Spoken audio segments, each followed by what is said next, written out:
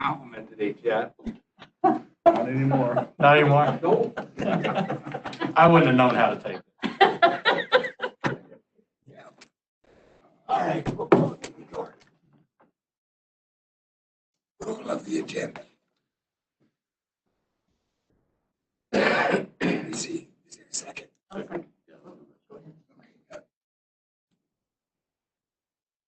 Any changes anybody can see? If not, all those in favor say aye. Aye. Opposed, the same. Minutes of the last meeting, October 14th.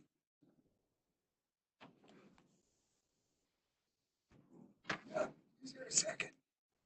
Second. Sure. Any changes? If not, all those in favor say aye. Opposed? Yeah. Do we have any public comments?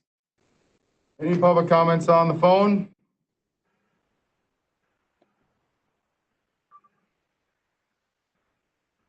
Any public comments on the phone? Then we'll go to the West Conference We'll Room. go to the West Conference Room.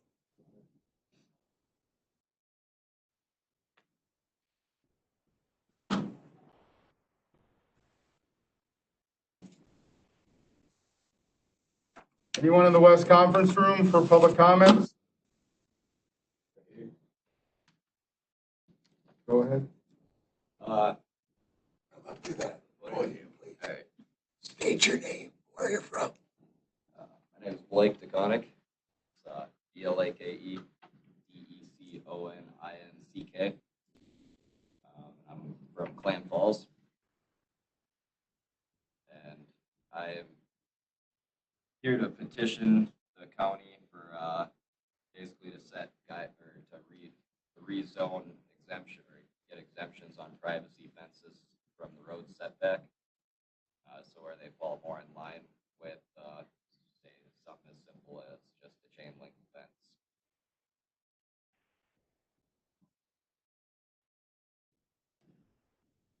Is that something we have to bring up to zoning and put on the agenda?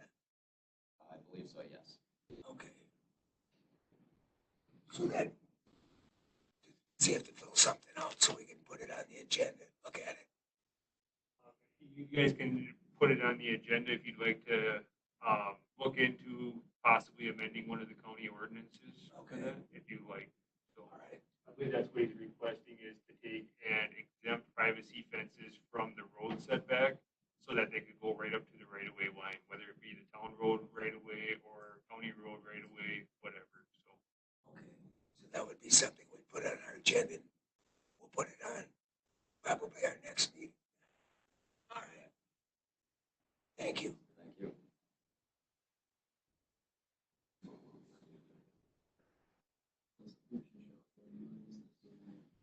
Okay.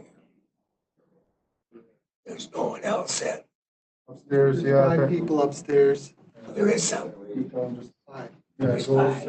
Okay. listen for me to say something. Can they hear me up there? Yeah, we heard you. Okay, just, I'll tell them to go and then whoever's ready to go, can go.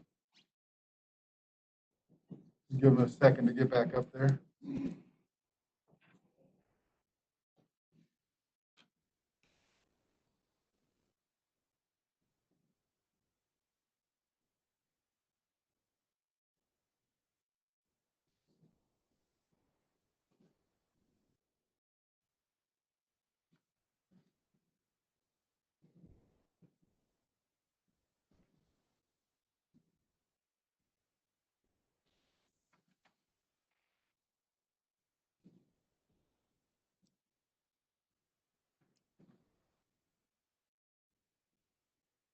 All right, anybody in the West Conference Room for public comment? Please go ahead and state your name.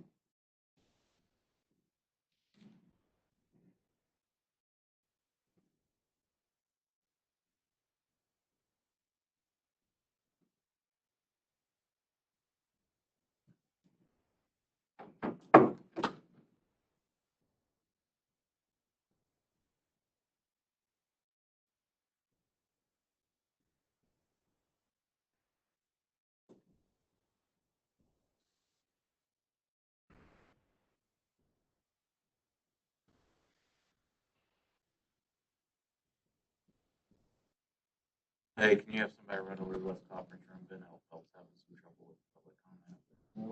We're not hearing you. So just give us a second. IT's running over there now.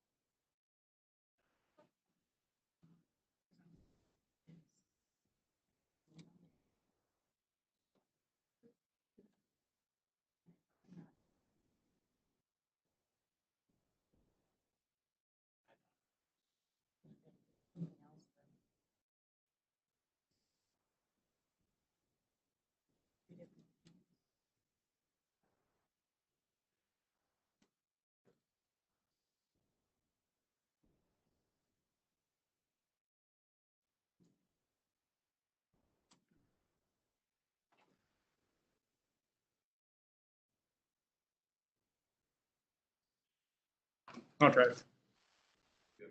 Can you, Yeah, we can hear you now. great, this is good. There you go. We're ready? Today, we're here to discuss the rezoning of the property at 2075 120th Avenue. This property has a history, shady at best. It is designated as a residential and surrounded by established family residences. Let's stop him right now. Sir, this would be for at the public hearing.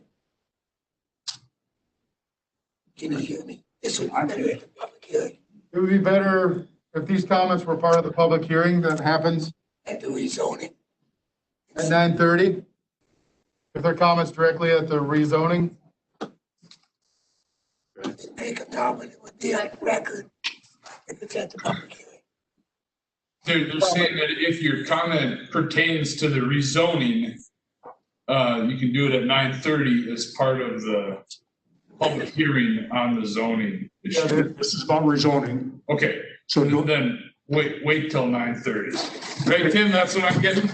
yeah, then it'll be part of the official record. Yep. Okay.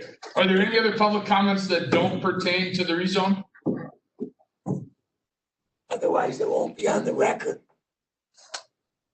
There are no more public comments up here that don't have anything to do with the rezone, so. Okay, all Sounds good. right, Thank you. thank you. All right, we'll close the public comments then.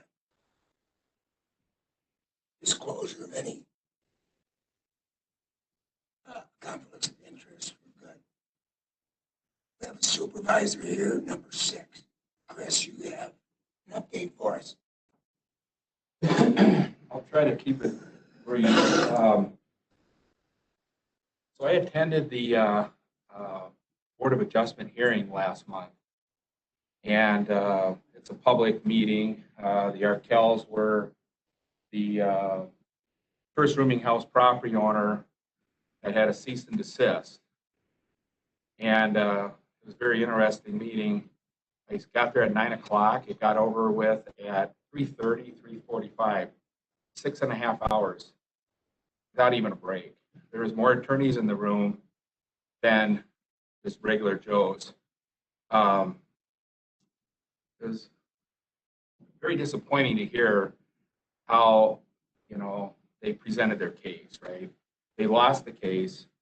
Board of Adjustment had findings of facts that were a page long. And I think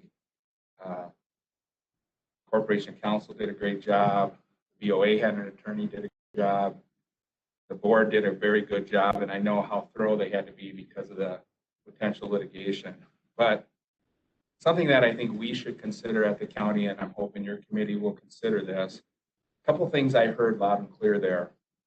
There's still some gray area, in the tourist rooming house applicant's mind. One thing that I thought that was interesting, they kept bringing up is our rules say that one offense is one offense. So let's say you have a violation for one of the conditions on your application.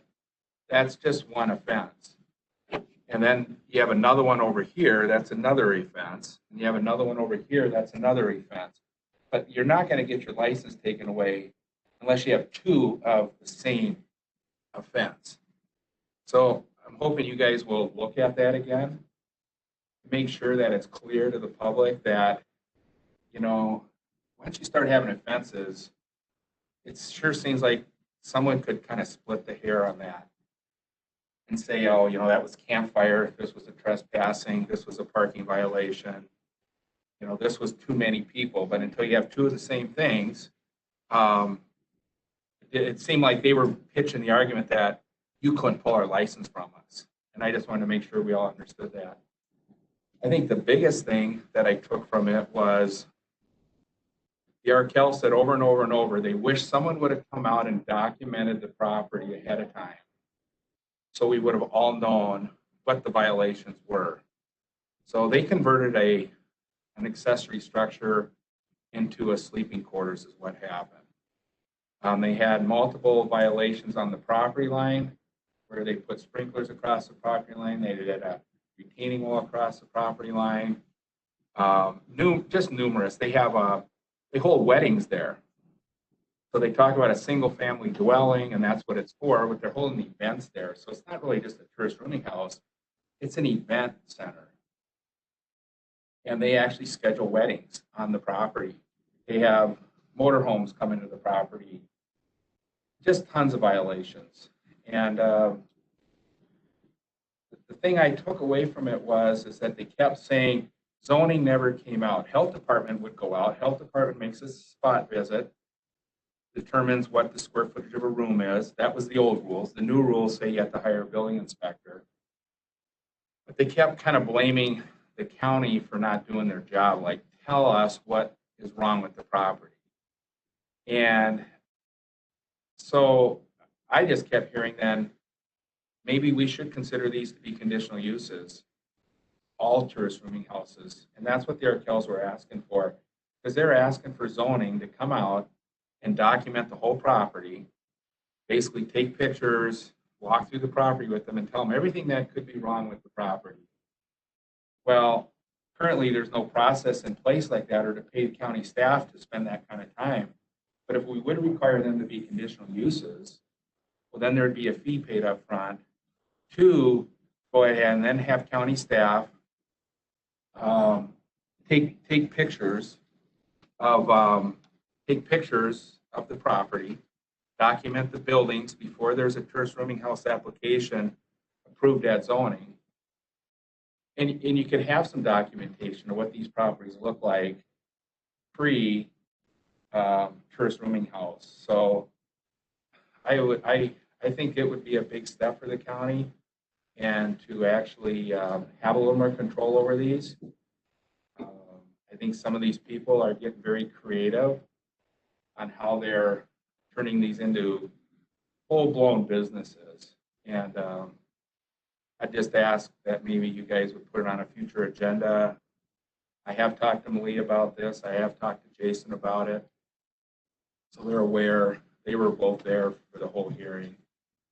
So I just kind of wanted to give you guys a key up that I think we should look at it again and really make sure that these people can't get so creative with even splitting a piece of property up or giving access to their property. You know, these guys had a lot of plans up their sleeve, and I'm afraid we're still a little bit kind of the nice guys saying, hey, come in, fill an application, rent your house out.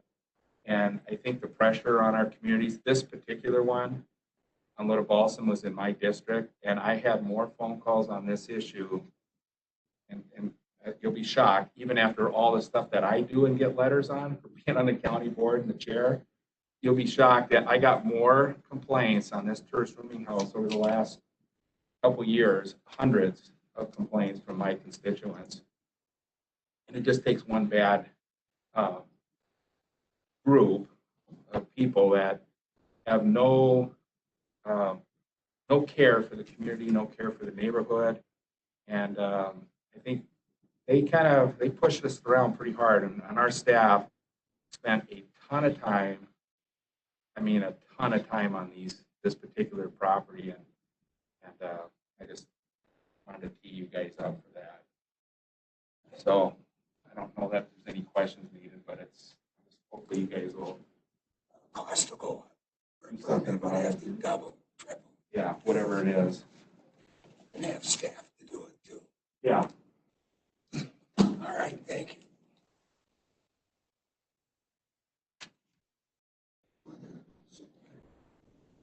Number 7. Chairman, Thank you.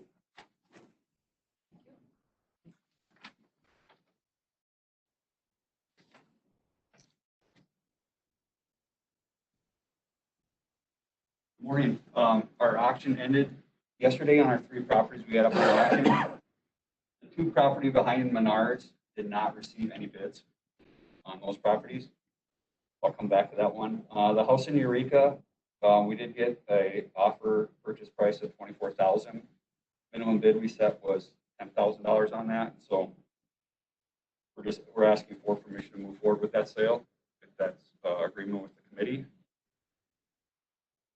And then on the Menards property, looking for direction there. If you'd like us to contact a realtor to try to market those 2 properties through a realtor for possible future businesses. Let's deal with this one first. So the back taxes were $5,540. Correct. Auction expenses, okay.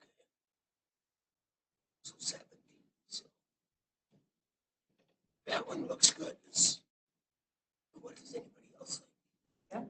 Do you need a motion? Yes. I make a motion, we accept that sale of that property. Second, Tracy. you second, I would. Yes, Tracy. Okay, everyone in favor, say aye. Aye. Okay, opposed? That one's good. How long have we had those bananas? Too long. It was my question, how long, we've had those forever. Yeah. Not quite. I don't know exactly. We've had them a long time. It's been quite a while Yeah. since I've been. Back taxes are almost $232,000. My feeling is we should do it with a realtor. Let's see if we can move it that way. What does anybody else think? Whatever happened to the one who was looking at one of them properties? I mean, did they not ever come back and? His paperwork fell through with his earnest money and his permits. The one property went through still, but the other 2 had failed. Subsequently, he did bid on these ones. Does everybody think we should get it out there? That's a good way. Right. So if we go through a realtor, then who determines the price? Is it still the same price then that we would ask? It's going to depend on the offer. The likelihood of receiving $232,000 for an offer is not there. It's going to be really what we receive for an offer and what the committee is willing to let the land go back at. Okay. I think that would speed it up or at least get it noticed. What did you say? Nothing.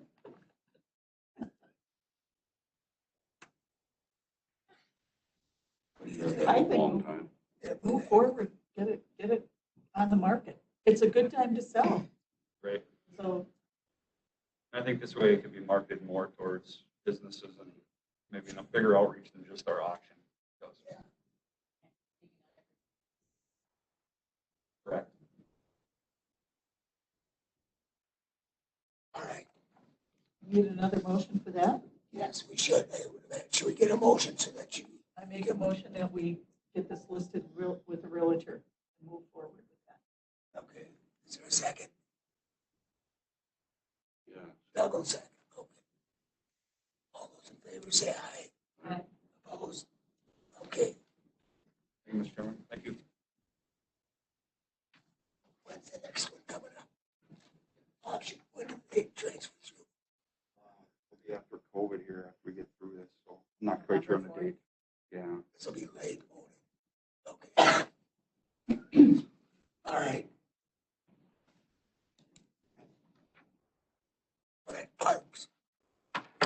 I'll handle that for you. Okay. Stour update.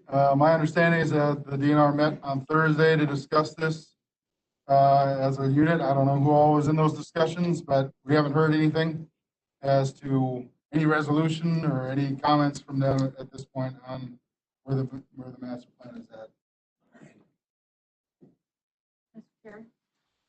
I had heard that they had informed the county somehow that they were going to get us something in the very near future. Can you confirm that that is at least what they've communicated to the county? That's not what I've heard, but I'm not saying that's not true, but Futures, the same year. Well, I mean, my understanding was that we should have had something by now, according to what they said they were ready to do last week. And the week before. yeah, I haven't heard any official communication from them indicating We were anything. expecting it by the end of the last week, That's what I, and okay. it did not And come, we did so not. we were That didn't expecting even it. meet. All right, Your confirmation of the meeting? And that was it. What was that? all right, how about the PK? Cattail, when I look back at the resolution that was adopted to rescind what we did for the Stour, they were both sent in together. So my understanding is that it's been rescinded, so we would need to resubmit it and see where they're at. We rescinded one and then they took them both off. We rescinded both because they were submitted together. So the resolution that came through to rescinded both of them. So we'll have to resubmit it. So we get that on there so we can get it back in. The next agenda.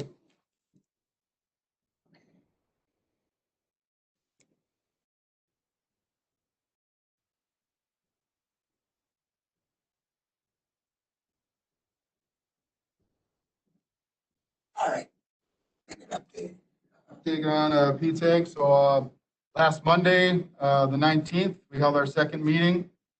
We reviewed some of the assets and gaps that we had talked about in the first meeting to get some clarification on what those points were that were made. See if there were any additional ones that the committee had come up with between the last meeting and this one. And then we worked on a fun visioning project or a visioning process with them. Had them all think about when we've reached our ideal spot for outdoor recreation in the county. What does it look like? You're floating in a hot air balloon, over the county, and what do you see? Like engaging all your senses, you hearing laughter, that kind of thing. And everybody filled out a big sheet of paper, and we had everybody come up and present what those ideas were. And the top three, then we had them use our fun democracy and vote on them. And the top three that they came up with were finding opportunities for all user groups, including connectivity, developing a full inventory of assets, and then better and more effective marketing of what's available for outdoor recreation in the county. So that was one of the big products from that meeting, is looking at the vision and saying, based on our assets and our gaps, what is the best step to take forward? And those were the top three answers. So we're going to review that at the next meeting and have them start what they call action planning. So we'll kind of reframe those top three as a question. So how do we find opportunities for all user groups and start looking at the steps they can take to get at those? Okay, sounds good. Thank you. Mark, you got 2 minutes. Can you do it?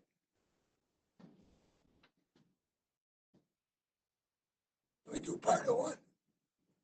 Tim, could you pull up that first photo?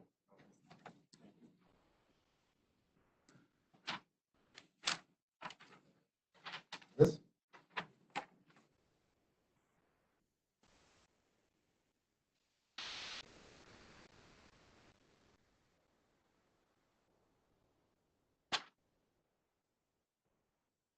Minutes, Mark.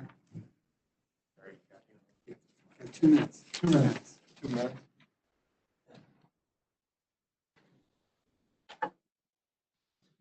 So the first item, going back to the McKinley land purchase, essentially You guys voted last week. Within the packet, the resolution exists.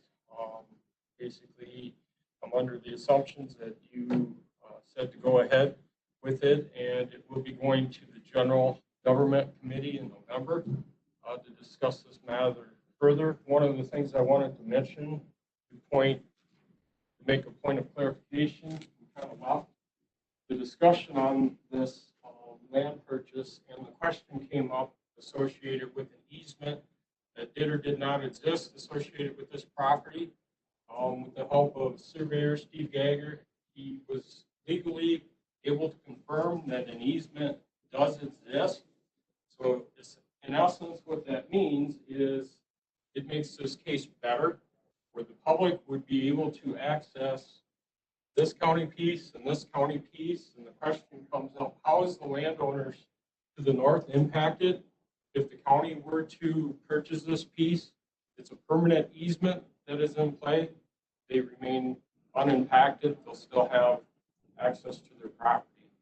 So in your packet is the resolution. I guess the plan is to continue on with general government. After general government, it'll have to go to county board. So, Mark, that's a 30-foot easement from 270, right? yeah, so it's a two rod, which is roughly 33 feet, that goes from 270th Avenue to these pieces of property, private property. And again, this is the piece we're thinking about buying. And the easement would be along the west property.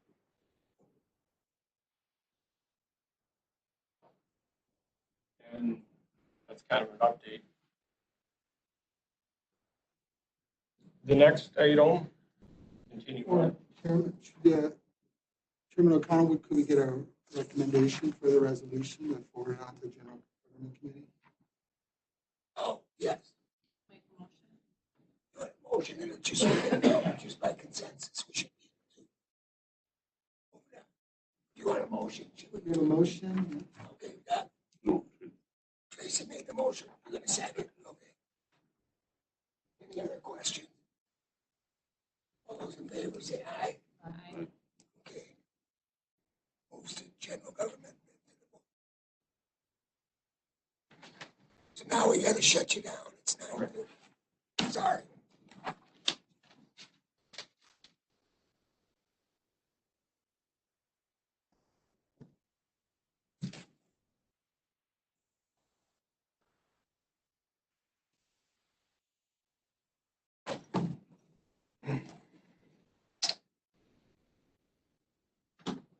We'll pull up the GIS map for the great property. Zoom out a little bit, Tim, to start off with.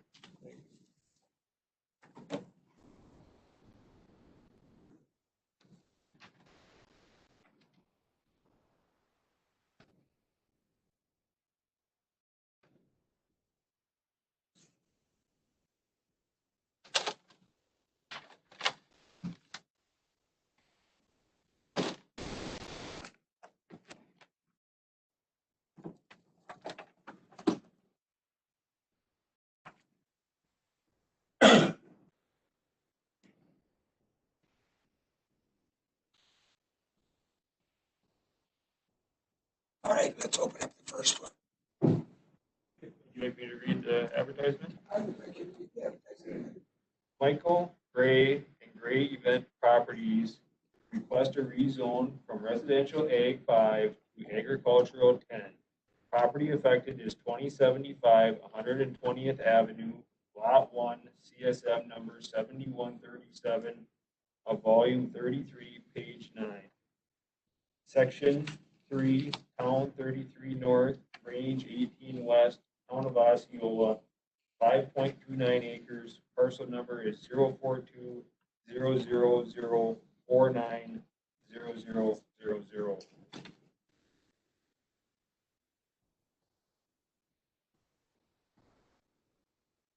So, as I just said, total lot size is 5.29 acres.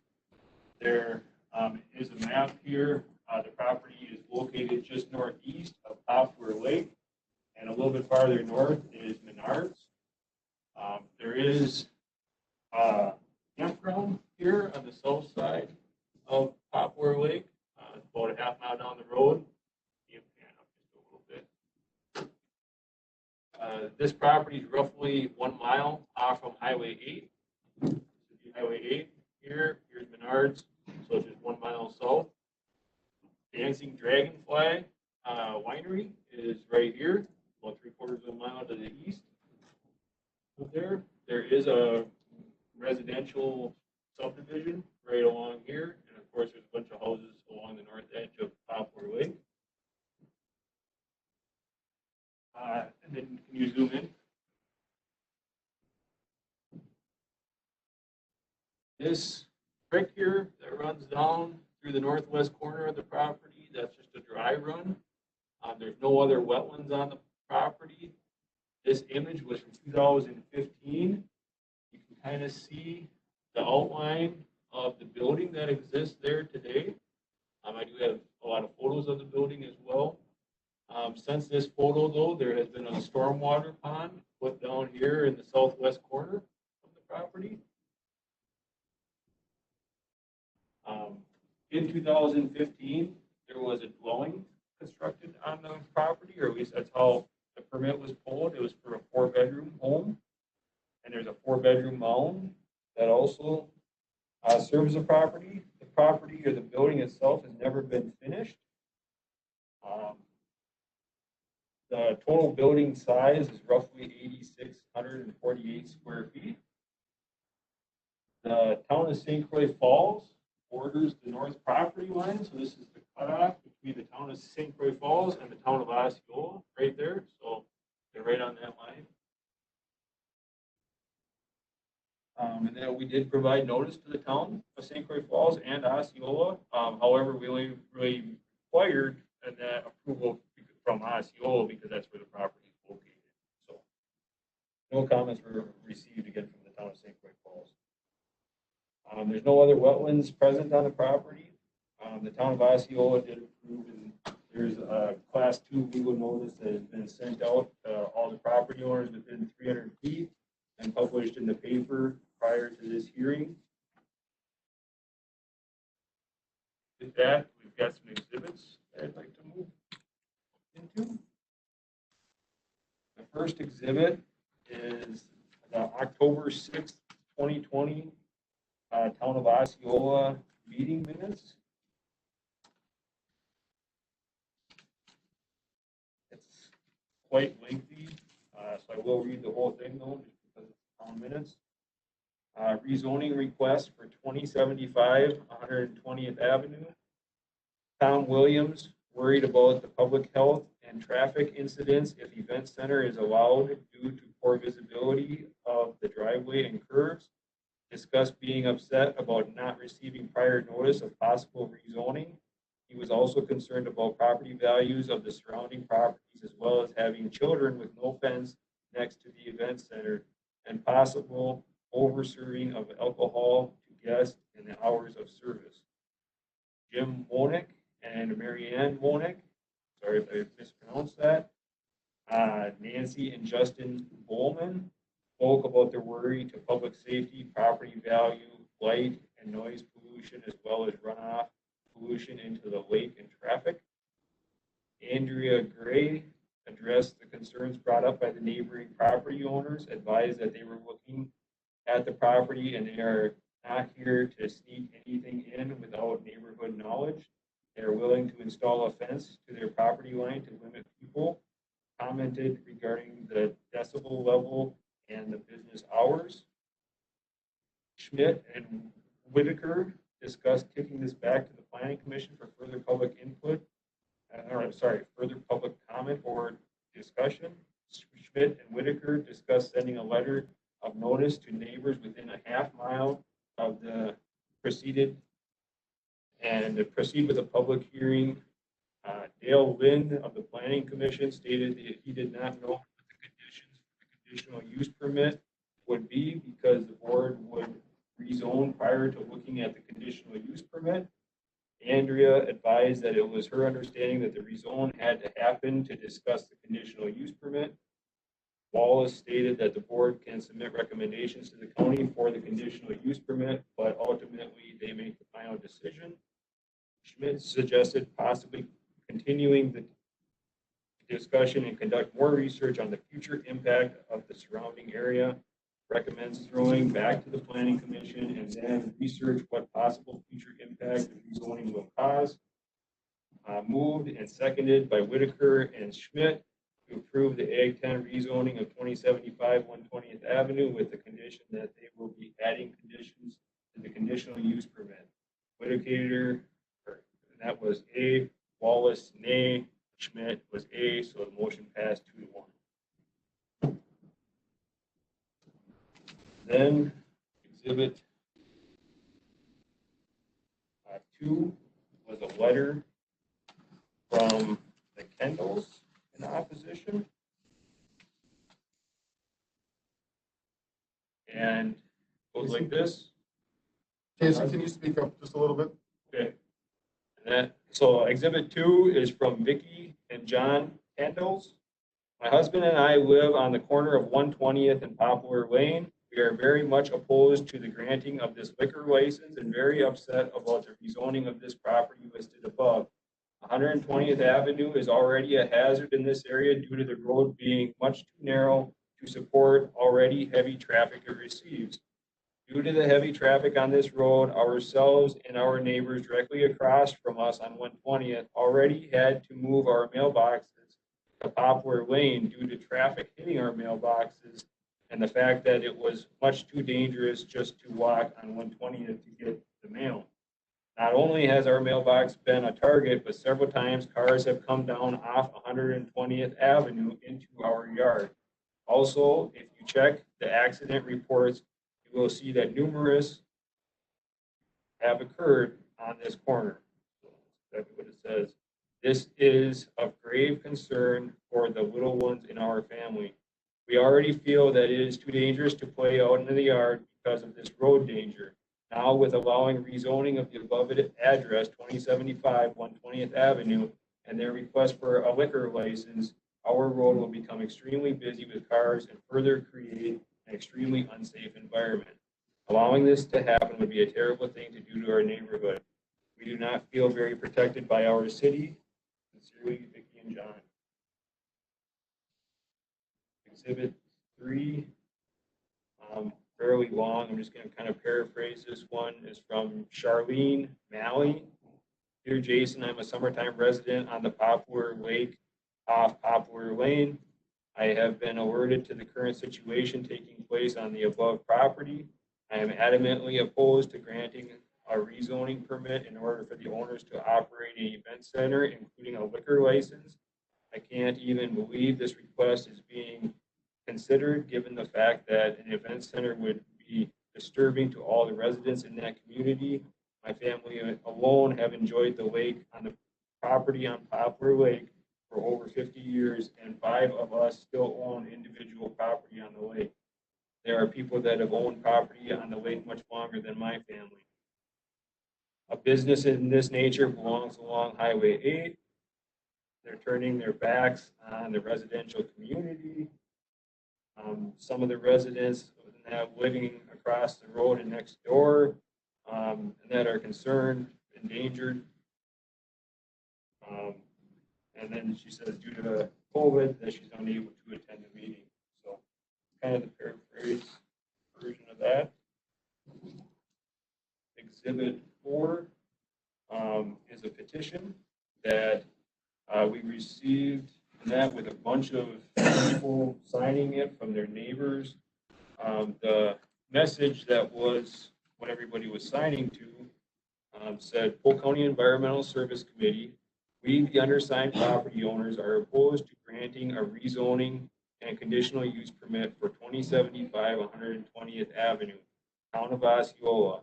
An event center is not compatible or consistent with the surrounding residential area, and its operational realities would significantly damage the public health, safety, and welfare of the surrounding community. And there's over 42 people that have signed that. So if you want more of the names, I can read them off. but a lot of them in that area. And with that, Tim, can you bring up those pictures?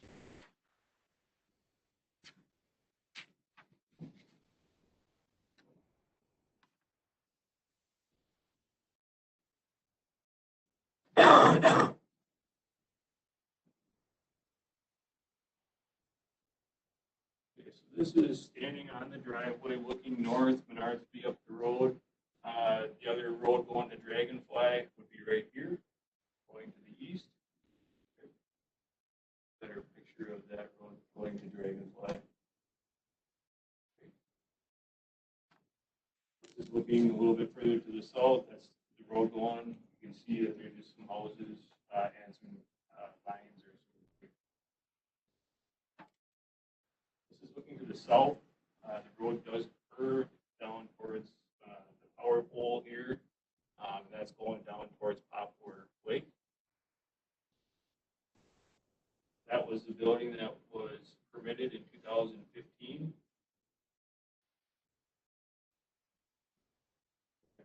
And the north property line is approximately the edge of the pines there, or slightly this side.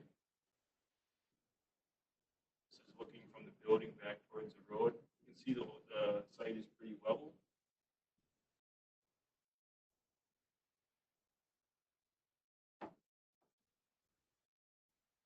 This would be the north side of the building. You can barely see it, but right there on that tree is the rear property line. It's a no trespassing sign, so this is the rear of the property. So the building is pushed closer to the west of the property. And that's probably only a couple hundred feet away. This would be looking south. The stormwater pond is right there, those cattail reeds.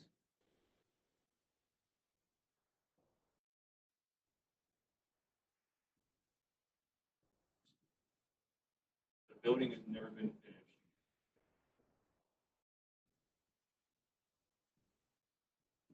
This is the property line, so this is a little bit further to the south. The stormwater pond is right on my left right here. So you can see that this is creating that west line. It's pretty much all woods back to the west for quite a ways. And there's a bunch of pines going to the north. So there's no houses that are really close on those two sides. Stormwater pond. This is the closest neighbor probably. This is the south property line going along these pines. And so their house is right there. This is the mound sewer system. And these are the tanks right there in the tall grass.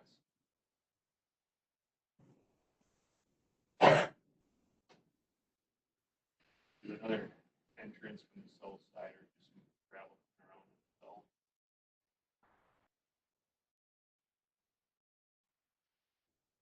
There is a well. The well is located right there.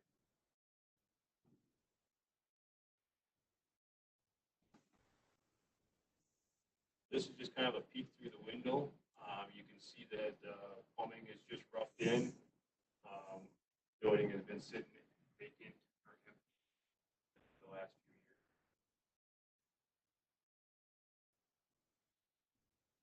Glare was kind of hard to get good pictures of there.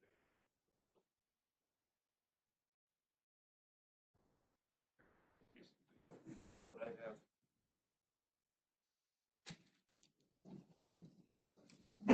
Yes, you can ask questions.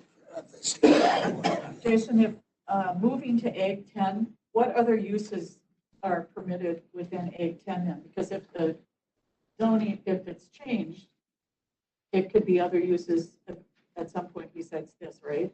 Correct.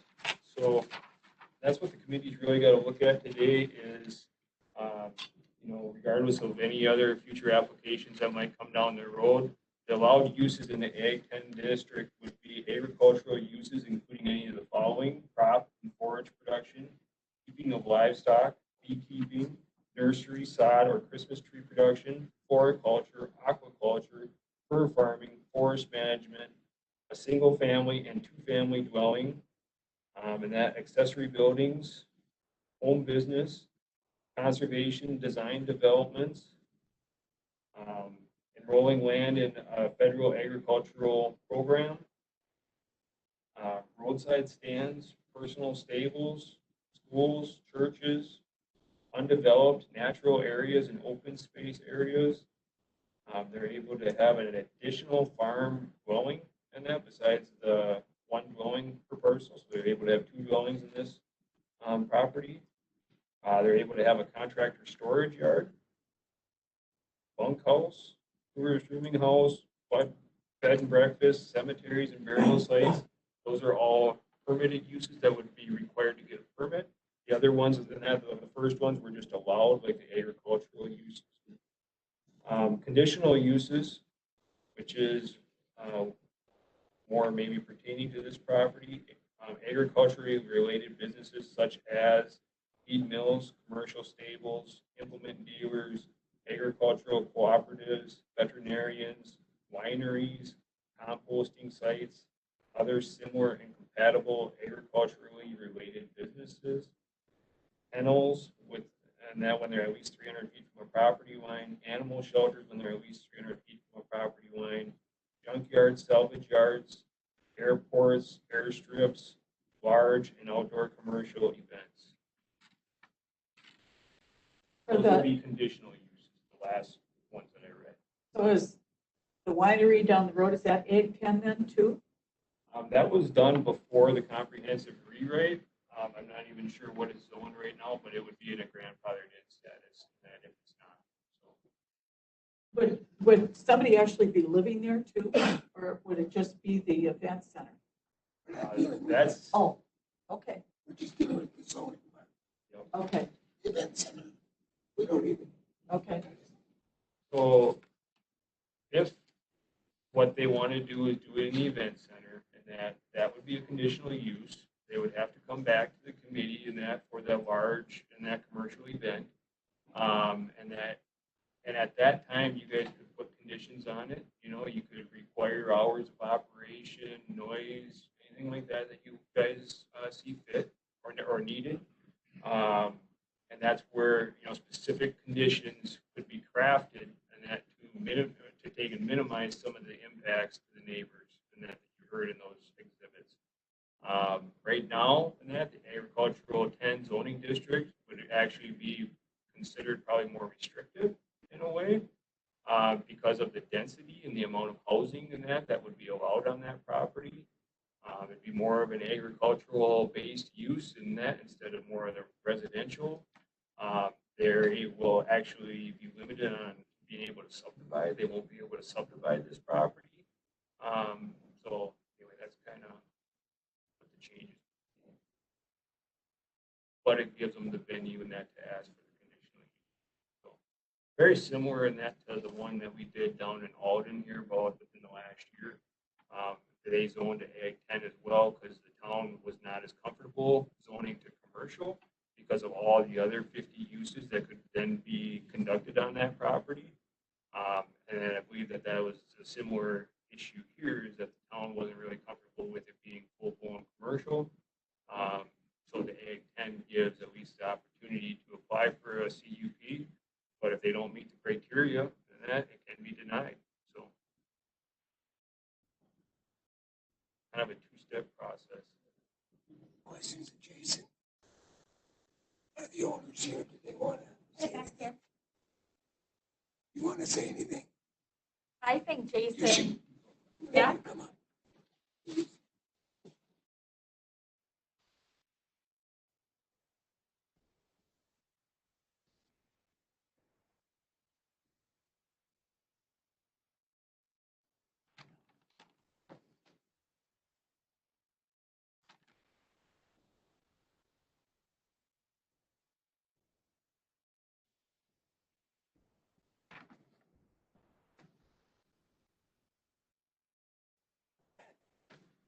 Jason covered a lot of it. You know, we have been to quite a few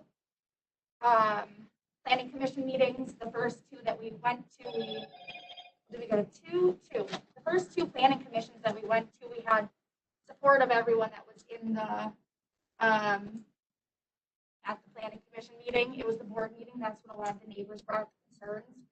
The planning commission, they did say, you know, they don't want to put commercial zoning there. Those 47 different things that you can put there if we sold it, completely understandable. Like Jason said, it's more restrictive, and we are more than willing to work with the neighbors. We have spoke to the closest neighboring one, Tom. That's when he did bring up the fence, you know. I don't know, anyone got some questions?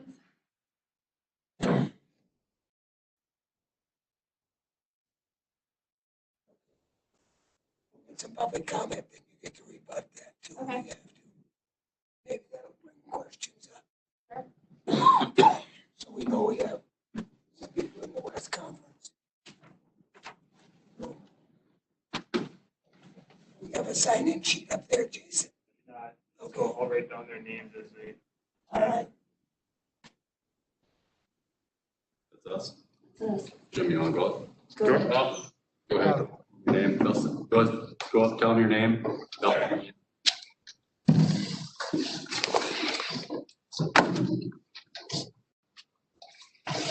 Good morning, my name is Jim Monk. I'm at 2078 120th Avenue.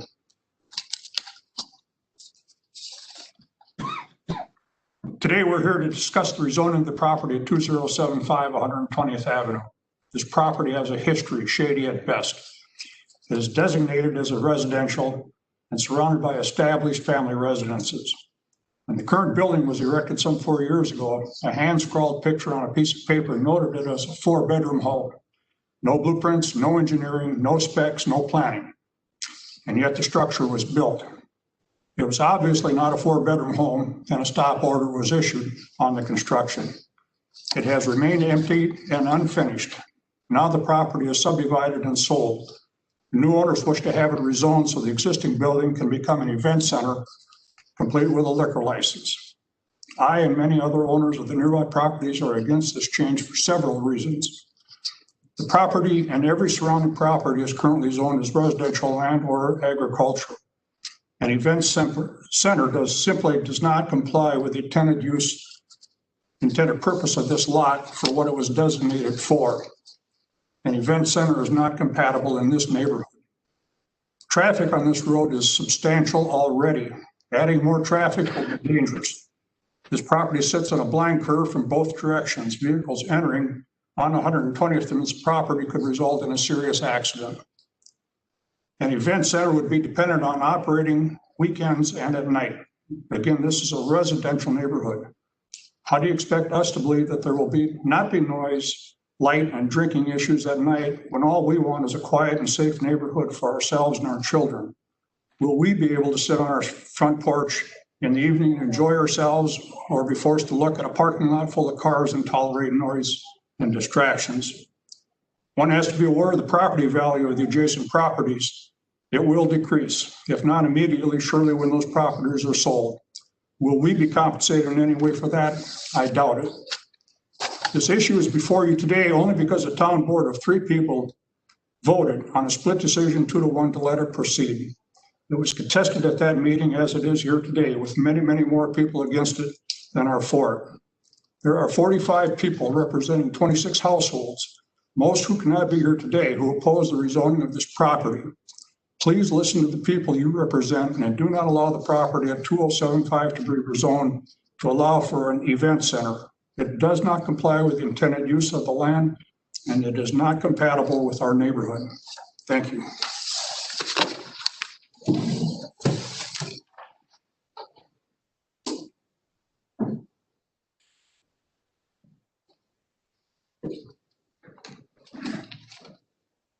Mary Ann Monk, 2078 120th Avenue.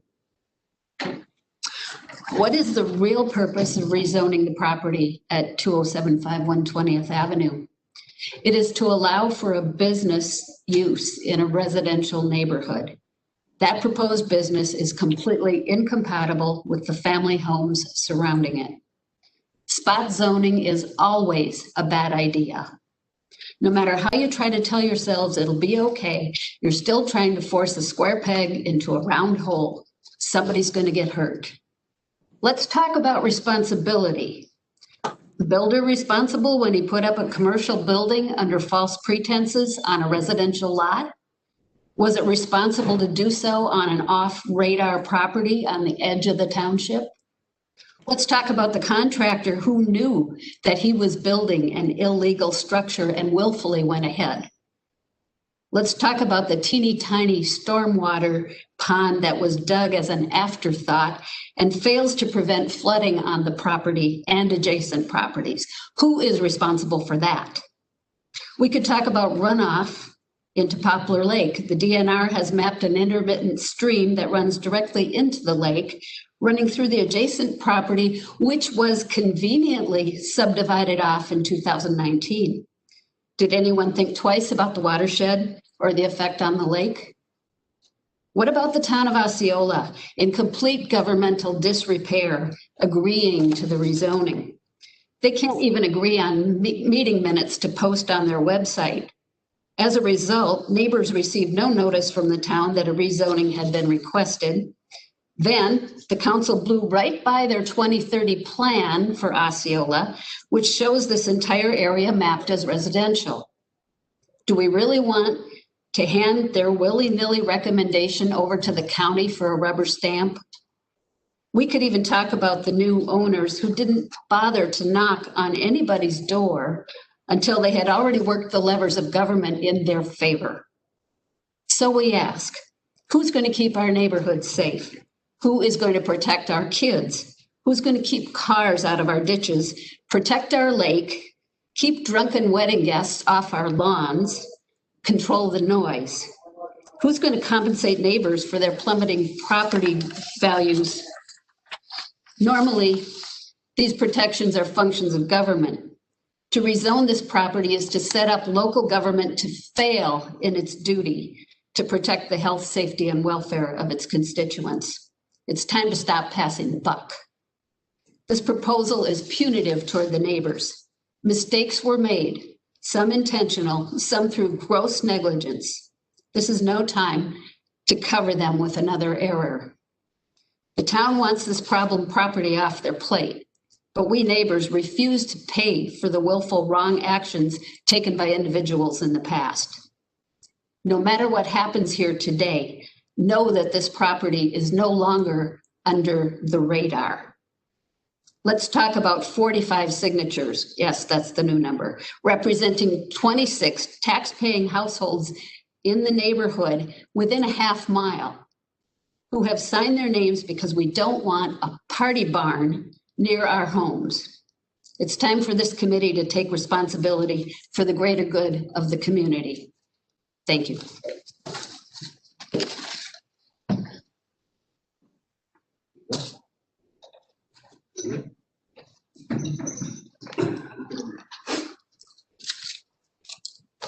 Good morning, Tom Williams, 2077 120th Avenue. My north line, I share that property line with 2075. I had some things prepared for this morning, but I think I'm just going to try and somewhat rebuttal or build off of what has been said in front of me. And I don't know if today is the conditional use process of this or not. I'm going to focus on the zoning here for a second. And Jason mentioned earlier in his presentation that the A1 would actually be in some regards more restrictive than the current RA5. Sitting on this side of the table, that does not appear to be the case. That appears to open a loophole to apply for a conditional use permit. So if somebody on the council, the committee, or Jason himself can give me a little bit more specific information on how that actually is more restrictive. When we're dealing with a 5.29 acre lot, is there an acreage minimum requirement to go to an A1 or an A10? And how the restrictions as a neighborhood aren't being satisfied under the AR5 that would give the neighborhood the protection that we deserve. We would like neighbors. Neighbors are great. Small businesses, to do a spot zone to create a small business in a residential neighborhood does not necessarily make sense, at least on this side of the table. And the question for the committee then, how does that fit into any comprehensive plan? Planning in any community, planning within any county, any township is critical. So how does this fit the plan, a comprehensive plan for the county and or the township? Again, this side of the table says it does not. We are residential. We do have families. We do have kids. So I do stress to ask that question, where's the planning? Where's the planning versus now we have a young couple that have purchased a property. We all know it has history. There's no getting away that history. That does not involve the new owners. I don't put that on them. I would like to quote Mr. Chris Nelson from earlier this morning. He was talking in regards to a separate issue, but was kind of pointing out the fact that there's a lack of zoning involvement. When you have people coming to zoning saying, please come take a look at this property, be involved. This is how we got this building built in the first place. There was a lack of communication between the contractor, zoning, and our township. It's got a history. You can't get away from that. That is not in any way, shape, or form the responsibility of the buyers, but it's there. It is zoned AR5. Again, when we go back through Jason's descriptions, which are on the website as far as what uses are permitted, what permissions are conditional use. I don't necessarily find a wedding venue of this caliber in any way, shape, or form agriculturally related. Therefore, I fail to see the purpose of the rezone. I'd like to address really quickly is that stormwater pond. I've been dealing with this property since 2015. I have a whole file of correspondence from Land and Water, Polk County zoning, the township. I've got letters to the DNR, all in regards to this retention stormwater pond, as well as a letter from Land and Water dated November 18th, 2015. Where Land and Water put cease and desist. There needed to be permits applied for that never were. Engineering specs that I don't know if they had ever been provided. Two options were given to both the previous owner as well as Mr. Chris Nelson. And in the end of this letter from Land and Water, they were presented two different options. Provide the engineering, provide the specs, or return the land back to its original form. To my knowledge, none of those things have been accomplished. So I urge the committee to look into that. This is all public record again with Land and Water. Because as we know, Polk County, we value our lakes, our lake shore. We generate a lot of economy off those waters. What Jason failed to mention in his presentation is not only is it wooded to the west of this property, but immediately adjacent to that property line is a major drainage that goes straight into Poplar Lake. I have photos, documentations, videos of how that pond does not operate. I've got those here. I would provide them to anyone that would like to see them. But if we're talking about an event center that requires parking, impervious surfaces, that runoff is going to be a huge issue. And we have a stormwater pond was not designed, not engineered, and that all is going to end up in Poplar Lake. So on behalf of myself, my neighbors, my children, I urge the committee to consider greatly a rezone because it has one specific goal in mind, and that is a wedding center. That's the only issue that we are talking about a rezone for. Therefore, I urge you guys to deny this petition. Thank you very much.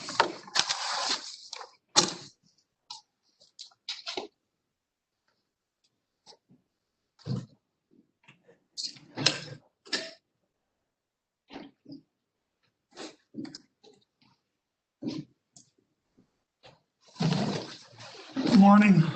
I'm Eric Catales from 1225 208th Street. I'm going to try not to go over the same materials or presentation you've already heard. I do have a couple things here. One would be the open questions on the existing sewer and well there. For good or bad, the sewer was sized for a 4-bedroom house. Now, if it is approved as a transitional commercial entity, does that sewer still qualify? Is that grandfathered in? I know the sewer specs in this county are pretty rigid. And also the well, also sized for a 4-bedroom house. The wells and water are hard to come by in that corner of the townships. Moving on beyond that, I would bring up the issue of unintended consequences. Looking at those pictures that you provided from the property's driveway, going north, you've got a blind approach with trees in the way. Coming up from the south, you've got a blind approach with a winding S-curve. Almost directly across from this property, you've got an intersection that is very busy and oftentimes dangerous with people trying to get to the winery and other places that aren't familiar with the area. Now, any way to amend the problems on that road for an event center specifically like you're proposing would probably involve turning lanes and or removal of trees on the property directly to the north. Trouble is, the town of Osceola, in approving this, on the last 100 yards of their township, most of the impact is going to fall on the town residents of St. Croix Falls Township. And as of yesterday afternoon, I talked at length with the town clerk and the town sheriff from St. Croix. I had to tell them what's going on there. To their knowledge, they have no notification of what's happening there at all.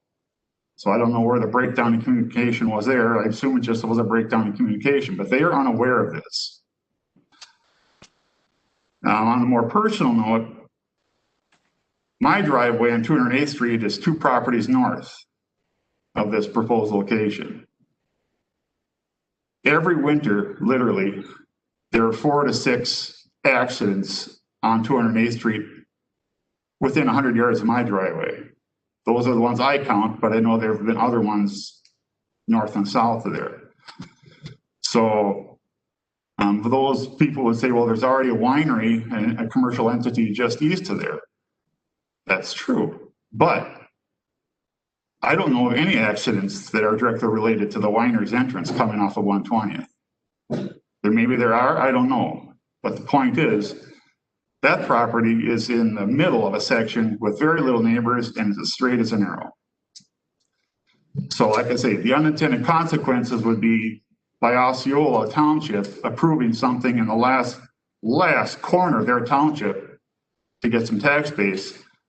The detrimental effect all falls on the near residents and a lot of the residents in a different township.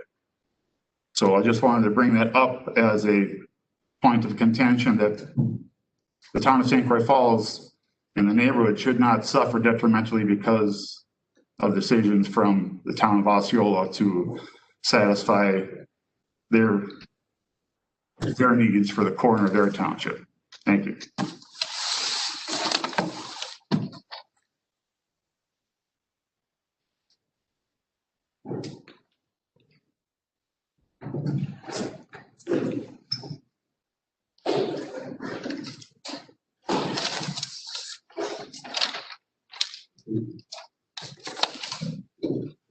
Another one, another name for the division, thank you. You're welcome.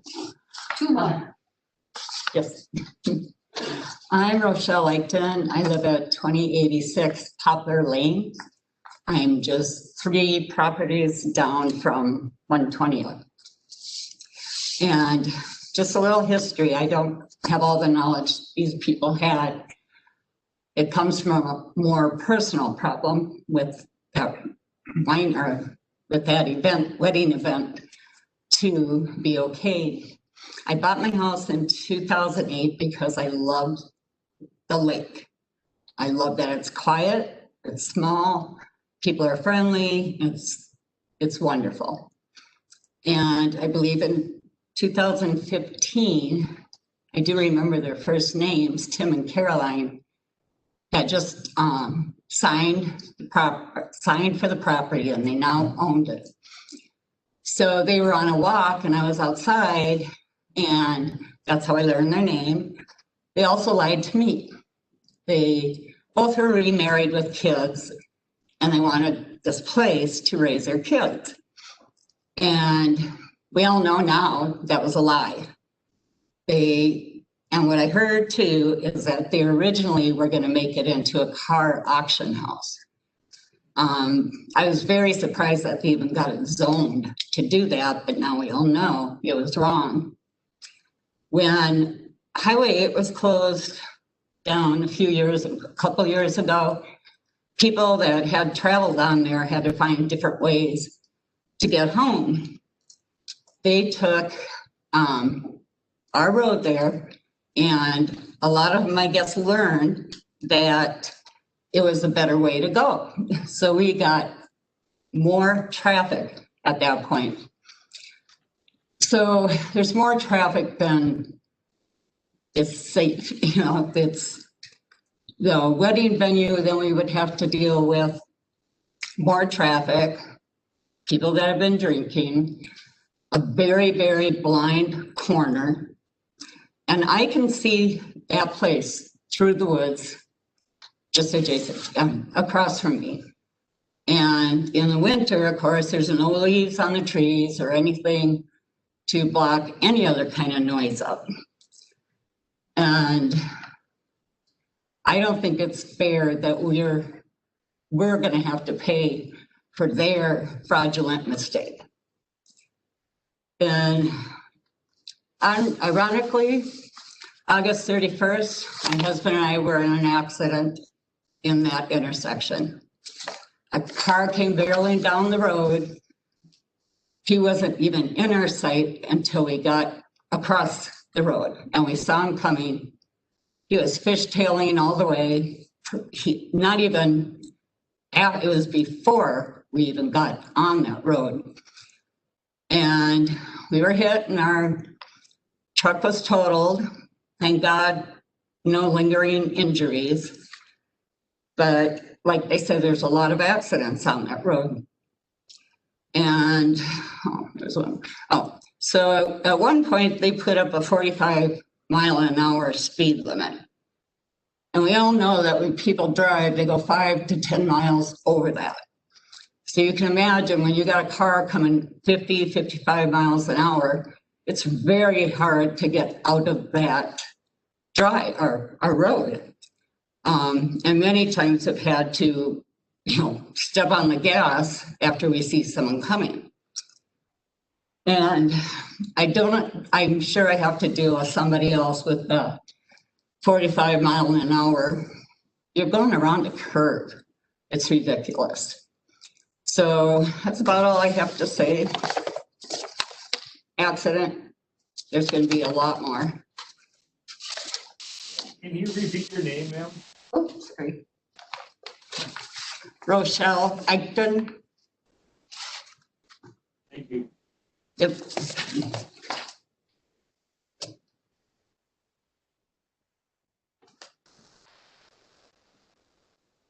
Anyone else? Anybody else up here?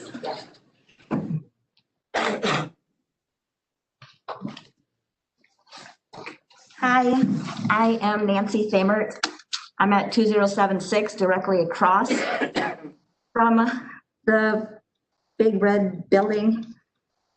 And I don't agree that it should be an event center. It's ridiculous. I could re-say everything that everybody else said because I agree with everything they're saying.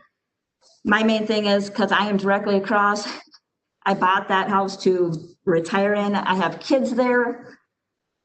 I have dogs there that are just gonna go insane. If there's gonna be that many people, that would be right across the street from me. I had a dog get killed on that road because the people go so fast. when I get my mail, I don't even get room. The cars don't even I have to step off of and go in the ditch. Otherwise, I'm gonna get hit just to get my mail because another car will come or it's a kind of a curb. So they're like, well, I'm not gonna, that person can step aside. They can go in the ditch. I'm gonna stay right where I'm at and they'll just come zooming right past me.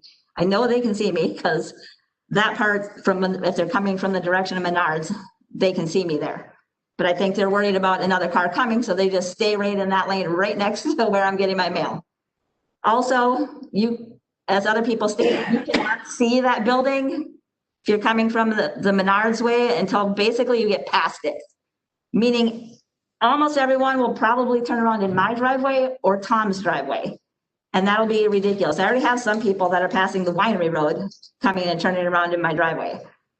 And that's really irritating, especially with having kids and dogs there that I don't want to get hit. I don't need, if people are gonna be drinking there, I can't imagine that they wouldn't somehow end up in my yard, which is, I don't want to have to deal with that. It should not be an event center. I just oppose it. And I don't know, I agree with everything everybody's saying. I just don't even understand how it can even be an option to be an event center. It's just ridiculous.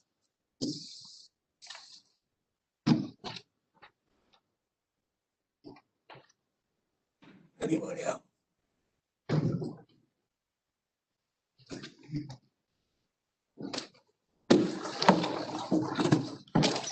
Nicholas Williams, I own lot 13 and 14, but I'm in the township of St. Croix Falls.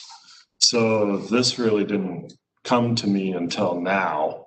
And I only got a notice 1 week ago to show up here or be read like they were reading earlier, where it was just kind of glossed over that one letter. That was very disappointing to see.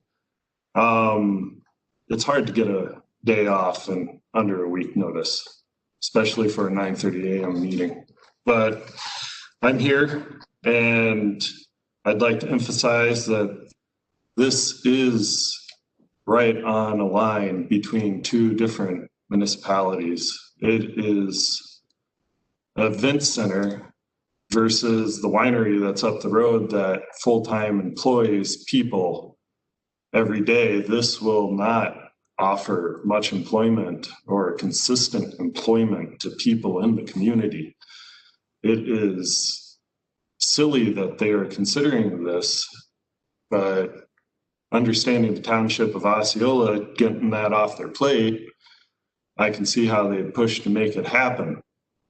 Now, this is at the county level, and I do not want this to become agricultural 10. I want it to remain residential. I want to be part of a residential community there. And this is not concurrent with that thought or belief as it's been expressed by the neighbors, as it's been expressed by the petition. So, in my opinion, this is where it has to stop because it is between those two, the town of Osceola and the town of St. Croix Falls. So I'd ask that you would stop it. Don't even consider how you could try to mitigate it. Stop it, please.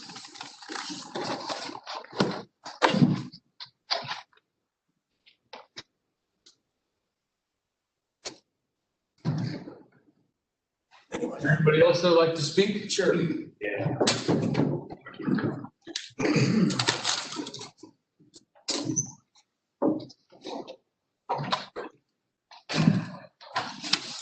My name is Marty Botel. I'm at 2086 Poplar Lane. I just wanted to, I'm wondering, just like the gentleman before me, I only found out about it from the monks. So was there some kind of public notice? Any involvement of the community before this came up?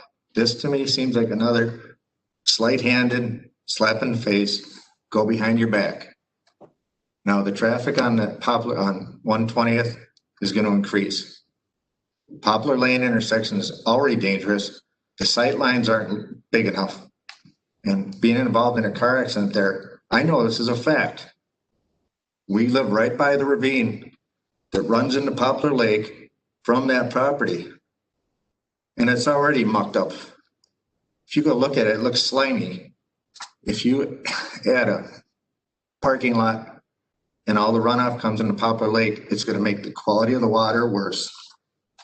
So you have to think about some of these things. This seems a little underhanded and coming around your back. That's all I have to say.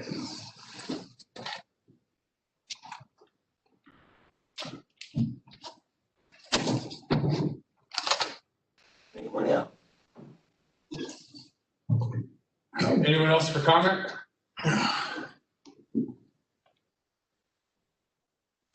Good morning. My name is Ron Ellison, live at 2071 120th Avenue. I'm right, probably about 200 feet from the driveway of the barn. And my wife and I moved up here from St. Paul, Minnesota. And this was going to be our retirement home. We love the peace and quiet of the area. We just love it. I'm behind my neighbors 110%. We do not want this event center in our neighborhood. It belongs somewhere else. That's pretty much all I have to say. Thank you.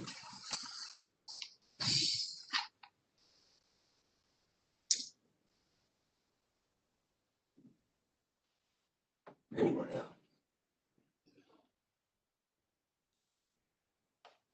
Anybody else? I think that's it, Mr. Chair. All right, thank you. So now, if the owners want to rebuff any of this, All right.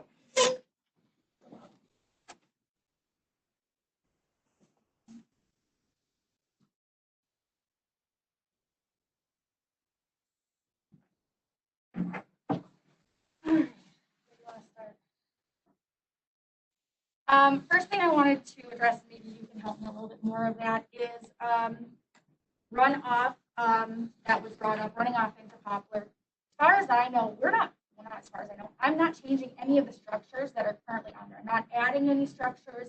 It will be just the barn that will be on the building. And as Jason brought up, it is a dry stream that goes along our property. Or more of the land area, if you want to talk more about that. Okay. So I don't know if that, I don't see how, if we're not changing what was already built, how we're going to start to cause runoff.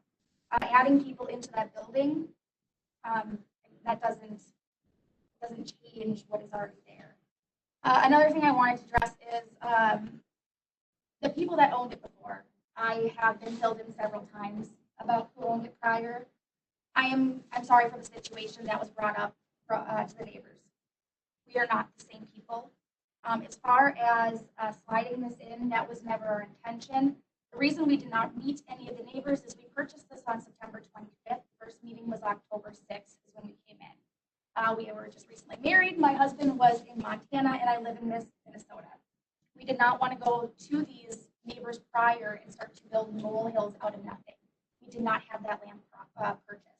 I just want to put that out there. We were on agendas for 3 different meetings before that. That was public notice. I didn't know if we had to notify everyone for every meeting we went to.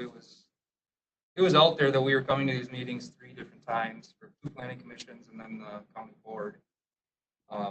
She did talk to Tom next door before the county board, and I think Tom talked to the neighbors, and that's why everyone came to the meeting that was opposed. She did go over there and tell Tom the intentions once we owned the property. And with that, I mean, we were given directive that the neighbors would be notified if we were to pass the planning commission to this. So, I mean, it was never a secret. This is going to be brought up. This is going to be a conversation for everyone to be a part of. I welcome the opinions of everyone else. I understand it's their neighborhood as well.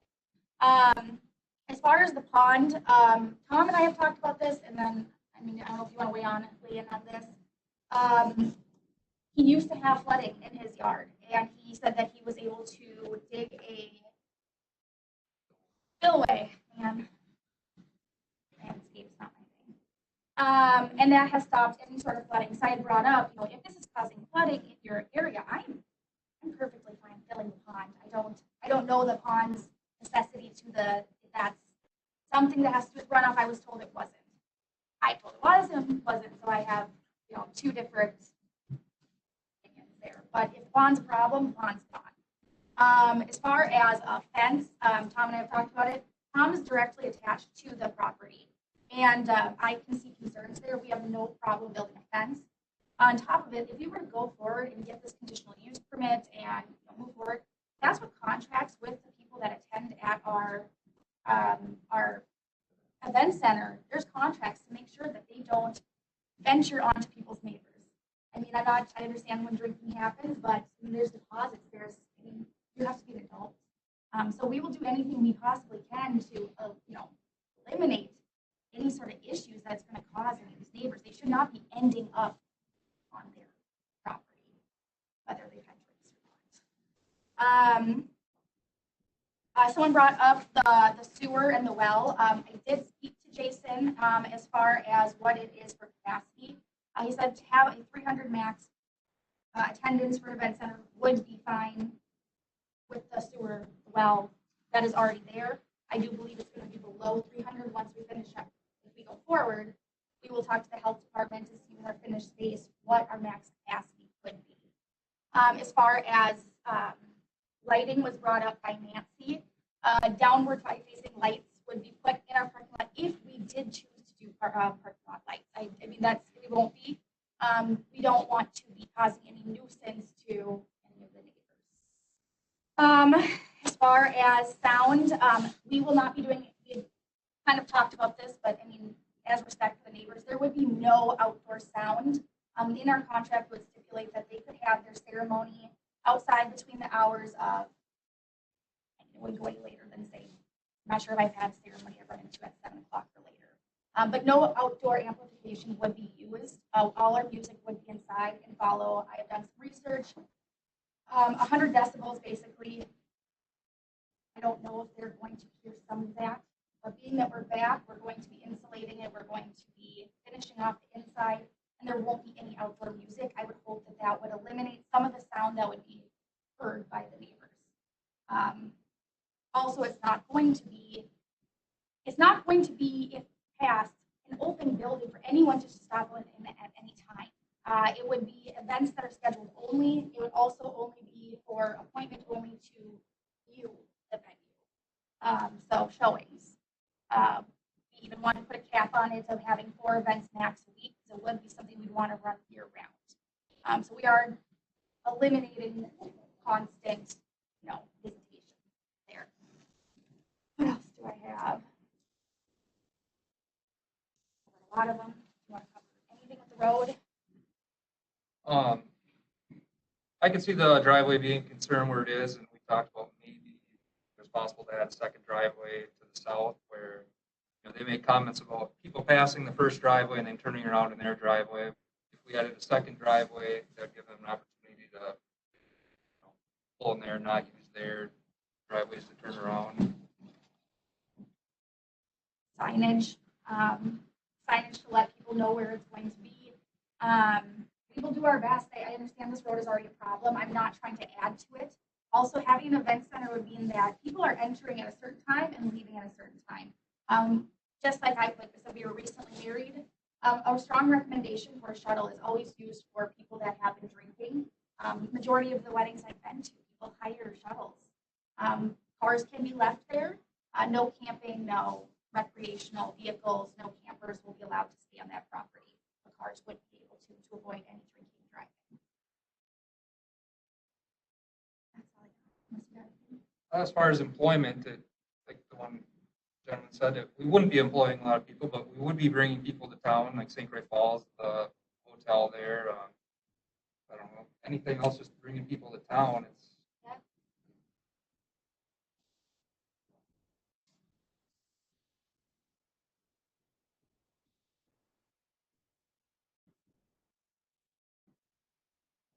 That stuff dealt with the CUP.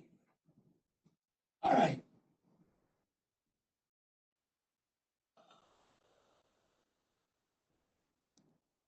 No questions. We can, oh, just again. The county sent out notices. Correct. And the town of St. Croix Falls was notified on October 16th, according to my note from Lori here. So, Do we know if the town sent any notices out? I can answer that. I'm on the town board of St. Croix Falls. I talked to Jim Alt this morning, our zoning administrator, and Jim is aware of this because the town was notified. And there were no questions. Jim had no questions. I mean, it's definitely up to the town of Osceola to make, and the plan commission from Osceola to make those recommendations. The town of St. Croix Falls it's not property in the town of St. Croix Falls, so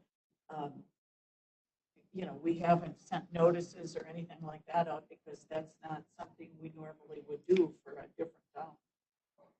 So normally we wouldn't even have to notify them and that, but because I seen it on the 16th, I'm like, yeah, I want to notify the town of St. Croix Falls because of the road going north and that it's probably going to be the most used by this event center.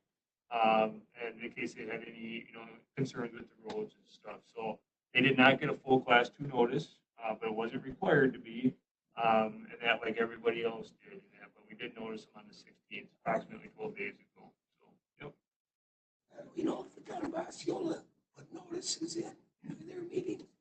It was addressed that they had it on their website at, I believe, a post office. Was it a bank? They do post it, 'cause it was brought up at the board meeting as well. So it's been posted all 3 times that we've been there. That was the agenda, I think, basically. This was going to be on the agenda for the 3 meetings that we were at. Sure. And we talked to, so. It'd be up to them if they wanted to send out special notices, but they're not required to. I want to make a motion when After we close the hearing.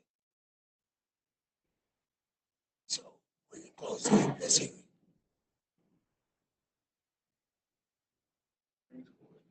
All right, now we can discuss the motion to whatever. I'd like to make a motion to postpone for a month and get a better understanding from the town of Osceola what their actual criteria are. When I read all this, we've done quite a few of these. I'm just uncomfortable with what they've come back with, the town. Osceola, the petition now that's come in, just let them look at it for a month, come back and tell us what. So you want to send it back to them? Yes. To see if, should we put a few things in there that they look at their comp plan, things like that? Yeah. I agree with Doug. So what are the concerns you want the road comp plan? Well, it seemed like when you read the minutes that came out of their meeting, they were just kind of unclear of when I read through it, what their actual position was. Sure. All right. Now, can we do that? Can we send it back down? Well, you can't force the town to do anything, but you can postpone to a date certain and certainly ask the town to readdress it. But if they choose not to, then you would still need to act on the request on the date you postpone it. Okay. That's fine. All right, so postpone to November 18th meeting. Only 2 weeks or. They have to have time for a meeting, so where does that fit in? No idea when the next meeting is. Usually like the second week of every month. Just so it's after they're having a chance to have one more meeting. What would be our first meeting in December? That would give them the whole month of November. Well, if you keep with the second Wednesday, it would be December 9th. Go that way. That gives them the full month because you have Thanksgiving in there too. That'd be fine. Okay. Motion on the floor. Send it back. You're good. Those in favor, then say aye. Aye. Opposed? All right. We'll go back.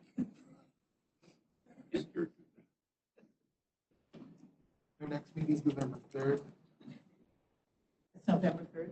Town of Osceola's next meeting is November 3rd. That's election That's day. election It day. is election day. They probably changed it. Right, they meet that first Tuesday of the month.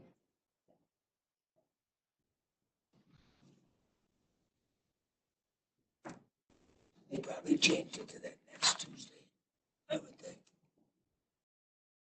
Yeah. Because then 11 is Veterans Day.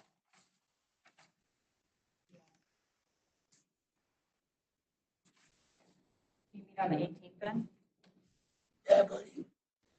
He might get it December 9th to give him the whole month. That whole month. Yeah. So what are we asking the town to do to look at their comprehensive land use plan to see if this development fits within their official map for their vision? Give us a better perspective of their position. Their meeting is, it says, meeting will be held in garage as voting will be taking place in our normal meeting room. So they're meeting on the 3rd. According to their minutes of their last meeting.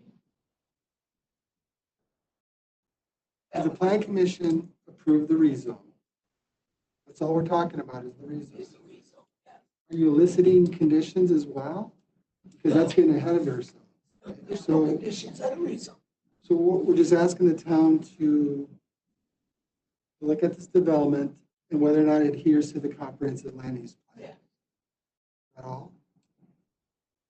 Any other questions, Doug, that we would put on there? But what I look at is 45 signatures as of this morning. They should evaluate that. If they don't want to, then they just, that's what they. Yeah.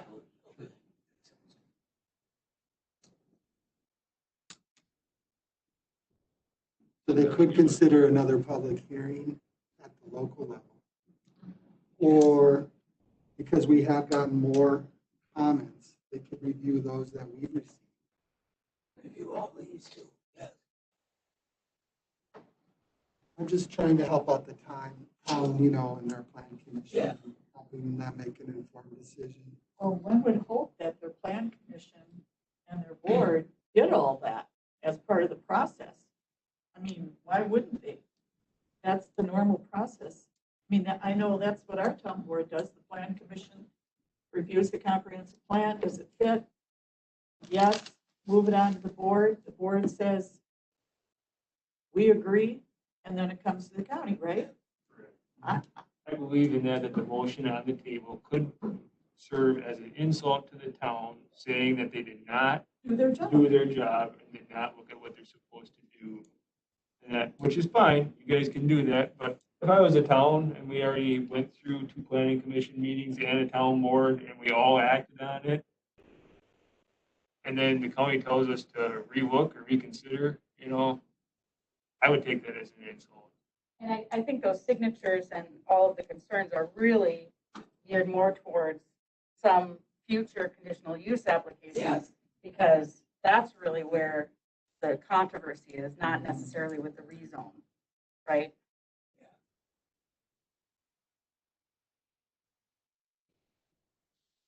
Yeah, I think you're right. It's conditional use. Is what all their stuff was. Because I think that the town has still got it on their agendas according to the minutes. I can read that motion again for you.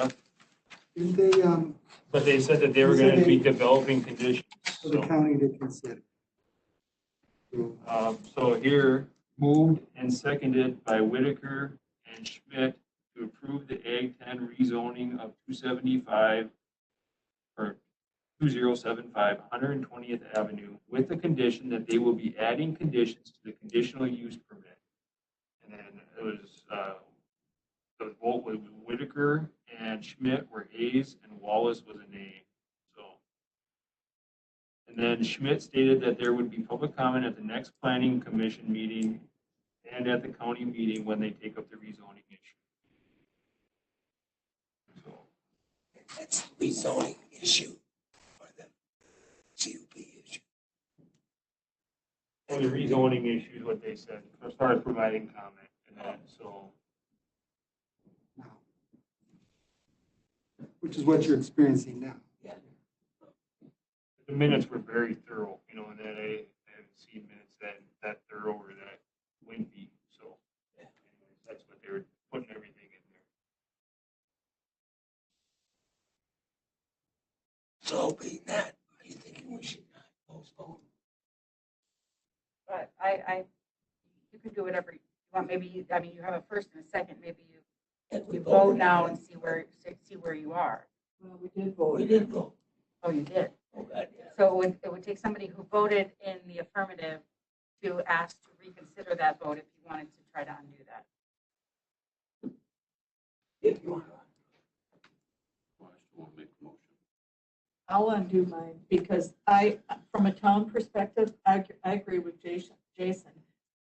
Our plan commission, it's like when the plan commission makes a recommendation and goes to the board and we have questions that go back and forth. I always say, we need to trust that the people on our plan commission are making an informed decision based on the process they're supposed to follow. And trust that what they're telling us, why do we have a plan commission if we're not going to listen to it? And so I would trust that the town of Osceola town board is assuming the plan commission did their due diligence. And I would be offended if the county came back to me and said, hey, will you go through the process again because we don't think you did it right? Because that's what we're telling them, right? We're telling them we don't think you followed the process. So from a procedural standpoint, that would be a motion to reconsider. That would need a second in order for the reconsider. I make a motion to reconsider.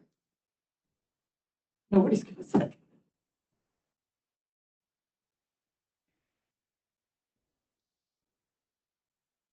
I'll second it. Discussion.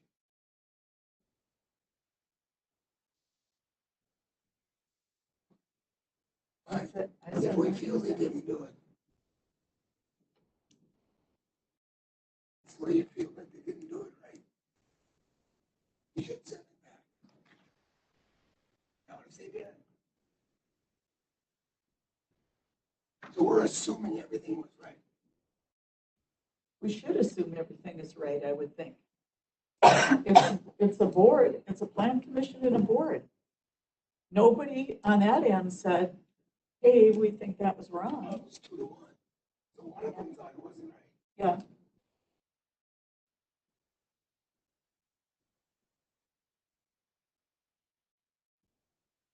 Okay. Yes, I'm looking at that petition that's got 45 people on it. And counting. But that can go towards the conditional use permit process. Go towards both.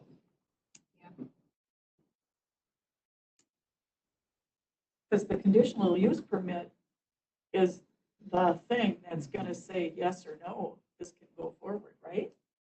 The conditional use could still be denied, Yeah. you know, and the town serves as an advisory role in that process for conditions and whatever else they might see. If they agree to the conditional uses, you can't say no. If who agrees? Oh, yeah, correct. It is now. First property right. Yeah, yeah, So if they say yes to every condition, everything. yeah. And the fact that they want to add conditions to the conditional use at the town level leaves it kind of gray as to why they approved to the rezone in the first place. No, we have town zoning in St. Croix Falls, and our conditional use permits, every permit has conditions on it. And every conditional use permit that we have, there's some standard ones that are on there. And then depending on the situation, we add specific conditions based on that request. That's just normal procedure for us to do. Yes, but they're asking to put conditions.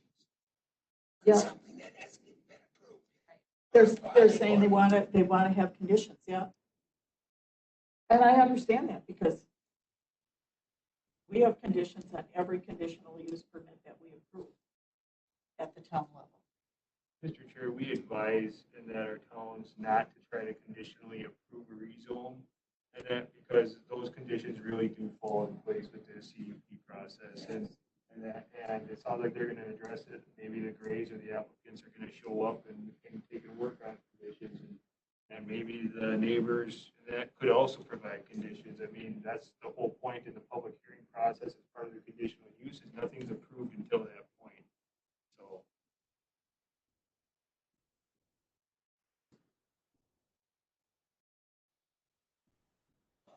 This is simply to make it zoned Ag 10. The Ag 10 zoning classification is more restrictive because it's one dwelling per 10 acres. And that it is compatible with the surrounding land uses. You could argue that. And that you could take and argue in that there is agricultural uses. I mean, we have to look at it as being an agricultural use piece of property. It's basically got a field, it's got a farm field on it, it's got woods, it's got other, grape vineyards and stuff in the area. We can't look at it being specifically for one use, because if we're doing that, we should really be also considering what about if they made it a junkyard or salvage yard? That's also a conditional use in this zoning district. I mean, our whole conditions might switch tenfold and that to go to that aspect. So I just like to redirect the committee back and that to, staying on task and that either you're okay with it being zoned to Ag 10 or you're not. And if it's no, then it should be no. You want me to pull up the difference between uses for RE5 and A10? I think you went through that. I took and read them off here. I got it on a piece of paper.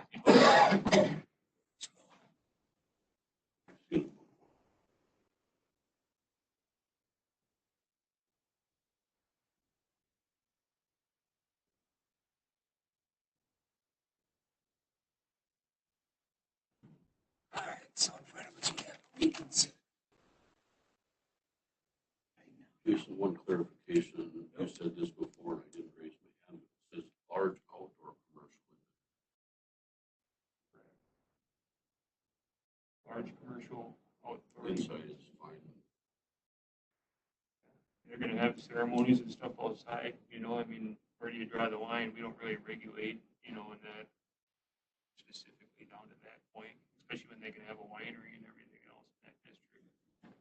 So they gotta have the large outdoor event for the ceremony in order to have what's going on inside, So there's other similar and compatible uses is also underneath there.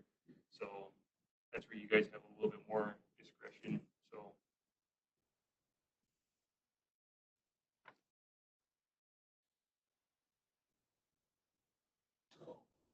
Motion is to reconsider.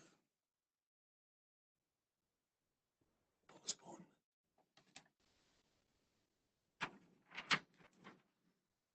All those in favor of that, say aye. Aye. Opposed? Aye.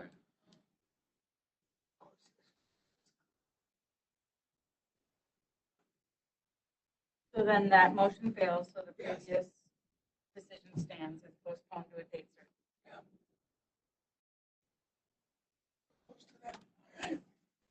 That'd be December 9th. Yep.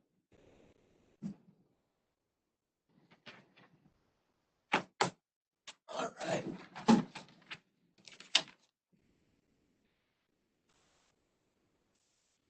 On the next, can we take a 5 minute? And then do the next one.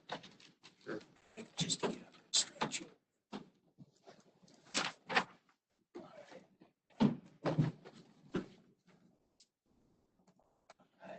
We're recording. Okay. Let's read this one in. All right. This public hearing is for Gary Brunswick. He's requesting to rezone 2 lots from general business commercial B1 to Hamlet H1. The property affected is Lot 8 and Lot 12 of Country View Acres, Section 18, Town 33 North, Range 18 West, Town of Osceola, 2.01 acres, parcel number 042 01320, 0800, and 042, 01320, and 1200. Both the GIS. Before I get into anything more, the two properties that we're talking about is the corner lot right here. That's a 1 acre lot. And then this one here is 1.01 acres. So by rezoning it to a hamlet zoning classification, all the uses in the residential zoning classification would be allowed, and all small business commercial would be allowed. They would also allow multifamily homes. You can see that, throughout this area, there's lots of duplexes. And so it would be a similar use for everything kind of in this whole area. And then we got an auto body in that area here. So we got some commercial. This is the new Dollar General right there. CarQuest. It's got storage units and Boyd's Power across over on the other side of 35. So this area does truly have quite a mix of residential and commercial uses. Both of these lots were part of that County View Acres plat originally. That was subdivided in 1999 is when those lots were created. At that time, the county had 1 acre minimum lot sizes. So it is in compliance, or they are a buildable lot. They're conforming. And they would also conform to the minimum lot standards in the hamlet zoning classification that's being proposed.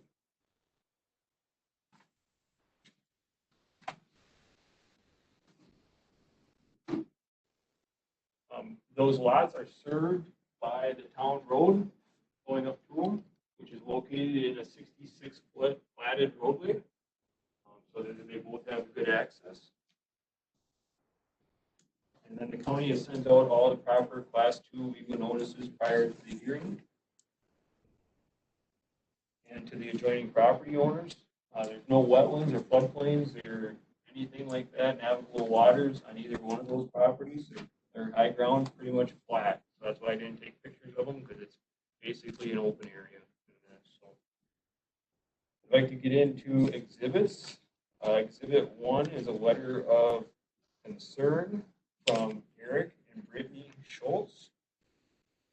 And it says, to whom it may concern, it has come to our attention that Gary Brunswick wishes to have parcel number 042 01320 1200 rezoned from general business commercial to hamlet. When our property was listed for sale, it was stated in the description that the lot next door was unbuildable. While we are not keen on any idea of anything being built next to us, we would rather have a single family home or a duplex that is owned by the resident than a business that would bring unnecessary traffic to our quiet neighborhood. While we are opposed to anything being built there, if it is decided to rezone the parcel as a hamlet, we would want to request that a privacy fence be built along the entire property line between our property 042 00345 0400 and the property next door 042 01320 and 1200. So that would be their property right there, 2340 or sorry, 2359.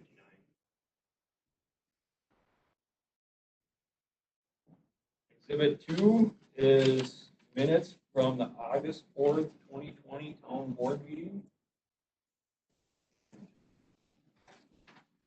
These ones are not as long.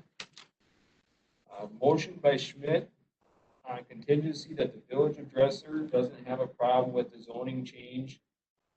And that to the property of lot 8 and lot 12 of Country View Acres, and that we send a recommendation to county zoning for the change. Whitaker seconded it, all voted in favor. Since this property is located within 1.5 miles of the village of Dresser, and the town of Osceola and the village of Dresser have extraterritorial zoning agreements in place, we also received Exhibit 3, which was from the September 8th, 2020 Village of Dresser minutes. And the motion that was made, and that was by Bjorklund and Duran to give the Village of Dresser's approval to Gary Brunswick to move forward with the rezoning of lots 8 and 12 of Country View Acres in the town of Osceola, changing the zoning from commercial to hamlet zoning. All in favor, motion carried. And that's all I've got.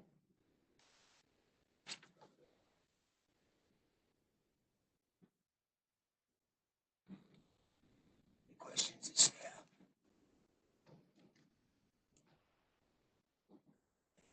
Does the owner have anything to add? Not really, no. Who's the one that objected? Was that the one just to the west of lot? Yeah. Yep.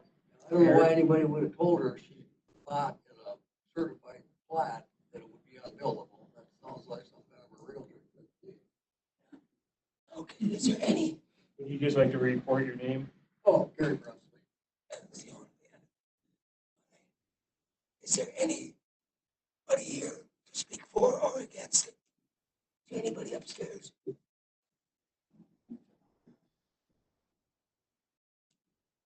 There's nobody here from the public. Oh, there's one. It's kind of unfounded because it will be residential. It'll be twins or fourplex. So there won't be any factories next door or anything.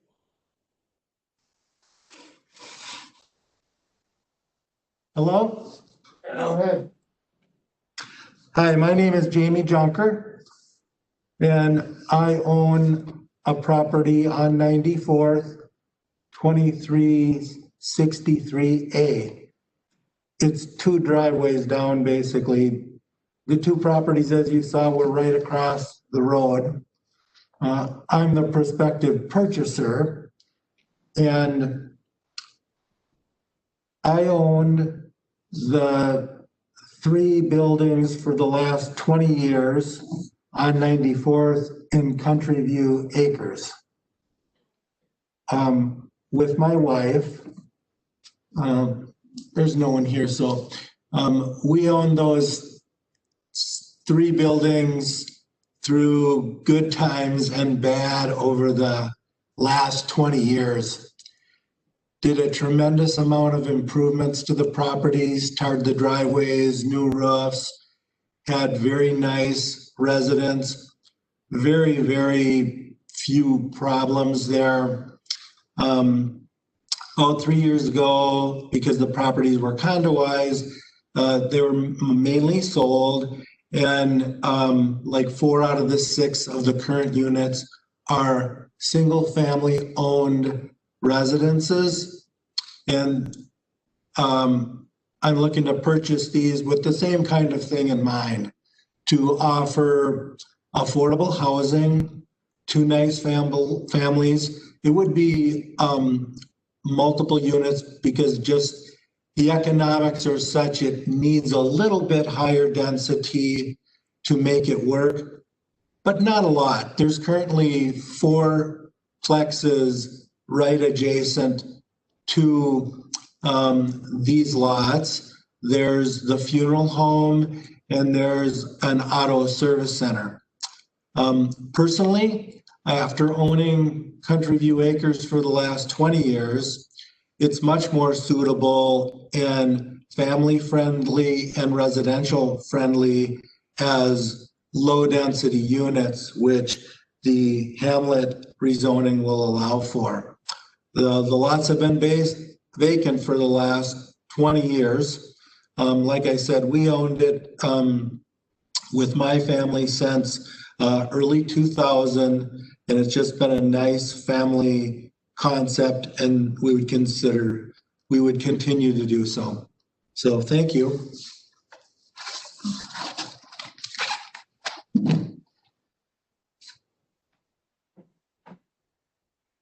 Any questions? Can I ask a question? Yes. So who owns the lots? Exactly. You or this guy? He's buying, he wants to buy it. Oh, he wants to buy them from you. Okay.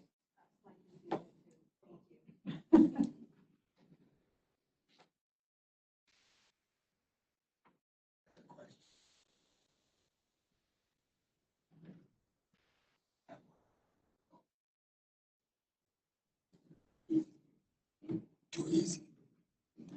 All right, we can close the public hearing.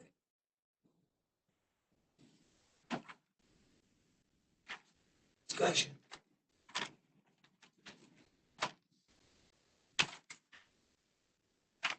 Hamlet, what else can be in a hamlet?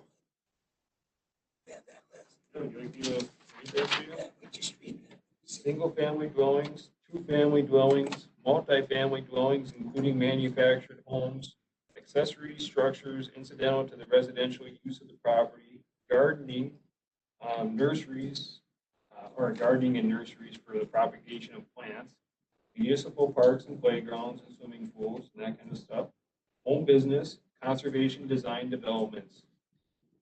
Commercial uses that would be limited to 20,000 square feet. It's all of our commercial uses on that, for that, so it's an extensive list, there's 50 of them. So changes in use that require a land use permit with conditions, tourist rooming house, bed and breakfast, bunkhouse. Conditional uses are schools, churches, municipal buildings, and that accepts sewage disposal plants, garbage incinerators, buildings for the repair and storage of road building or maintenance equipment and other similar and compatible uses determined by the board.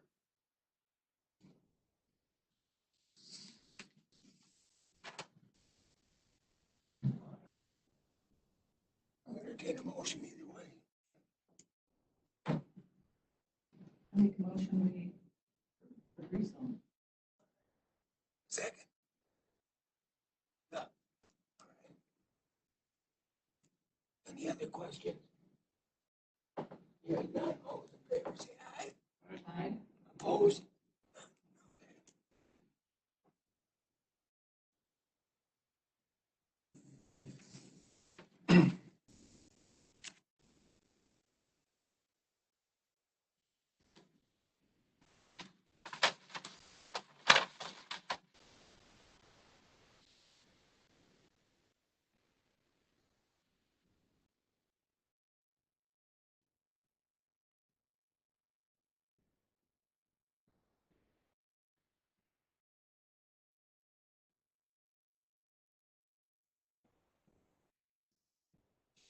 Good. Findings of fact.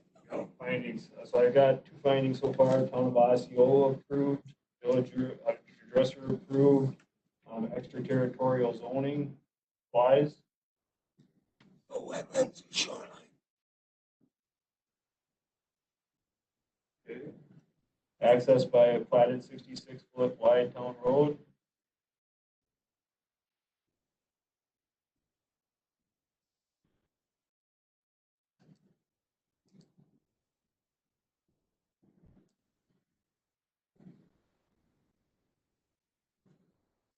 Similar to surrounding land use would be an actual conclusion, so. That would be one. Yep. Yep, okay.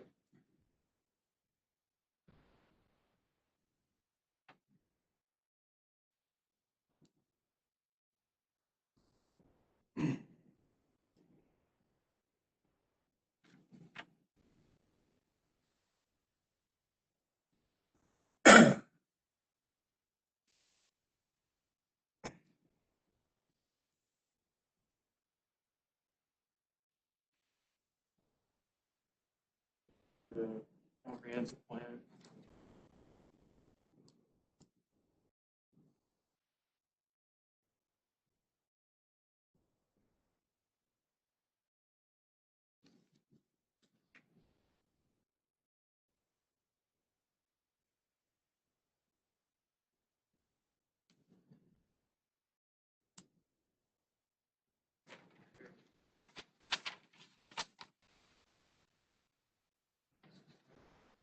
Anything else for conclusions?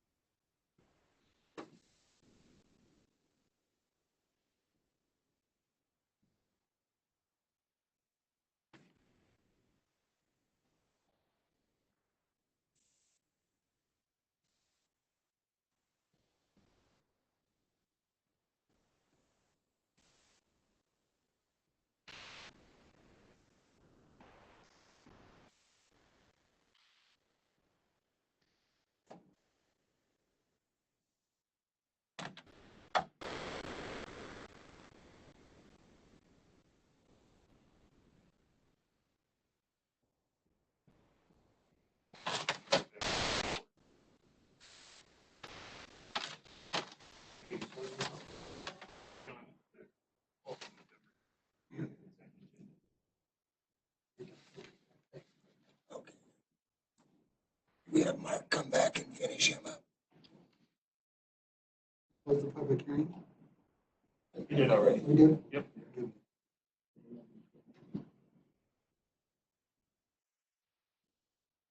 Mark, you got 5 minutes. Moving directions here, the piece of paper that I handed out prior to the public hearing is what I'll be referring to here. Going back to the Polk County Forest, 15-year forest plan, and the DNR reviewed it, and essentially out of the 325 pages, or how many other pages it is, it boils down to one paragraph that needs to be edited and approved through the committee as well as the county board. So to summarize the change, we spent a lot of time on chapter 400, and what I changed is at the bottom of the pieces of paper, and what is now in the plan would be the upper portion of the sheet of paper I handed out. The change that I made cites statute 2811 pretty much verbatim on the process that the county has to follow for withdrawal procedures. What I did add is a couple of examples of various counties that are enrolled in the forest law program of examples, and I'll just read them off here. Cemeteries, cell phone towers, schools, national scenic riverways, highway right-of-ways, and land trades that do not affect the overall acreage of the forest acreage are approved, and there's kind of been a precedent set on them. Every other withdrawal that we will be looking at, we're going to be taking on a case-by-case basis. That is the change. The reason I made that change is I am trying to offer the county the most flexibility that is possible within the state statute. So I know that's quick, but any questions?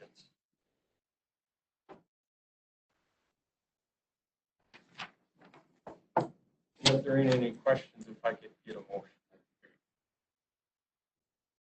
Motion from Casey to approve. Sharon, a second. And Tim, could you put up the second photo of the two that All those in favor of that? Yeah, aye. Opposed? And the last item that I have for you today is associated with, this is a land use agreement that the forestry department signs with private landowners. What it does is it gives this landowner permission to use this county forest road to access his property. In addition to that, it gives him permission to maintain that road. And essentially, he's agreeing that he won't damage it.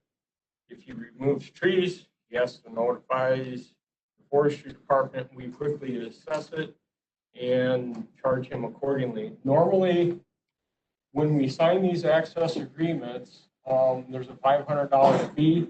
Given the fact that this landowner that road has been in place, he's not removing any vegetation. He's been using it. I told him that I waived the fees subject to what the Environmental Services Committee decided on. I guess my suggestion would be to waive the fee simply from the standpoint of he's not damaging anything.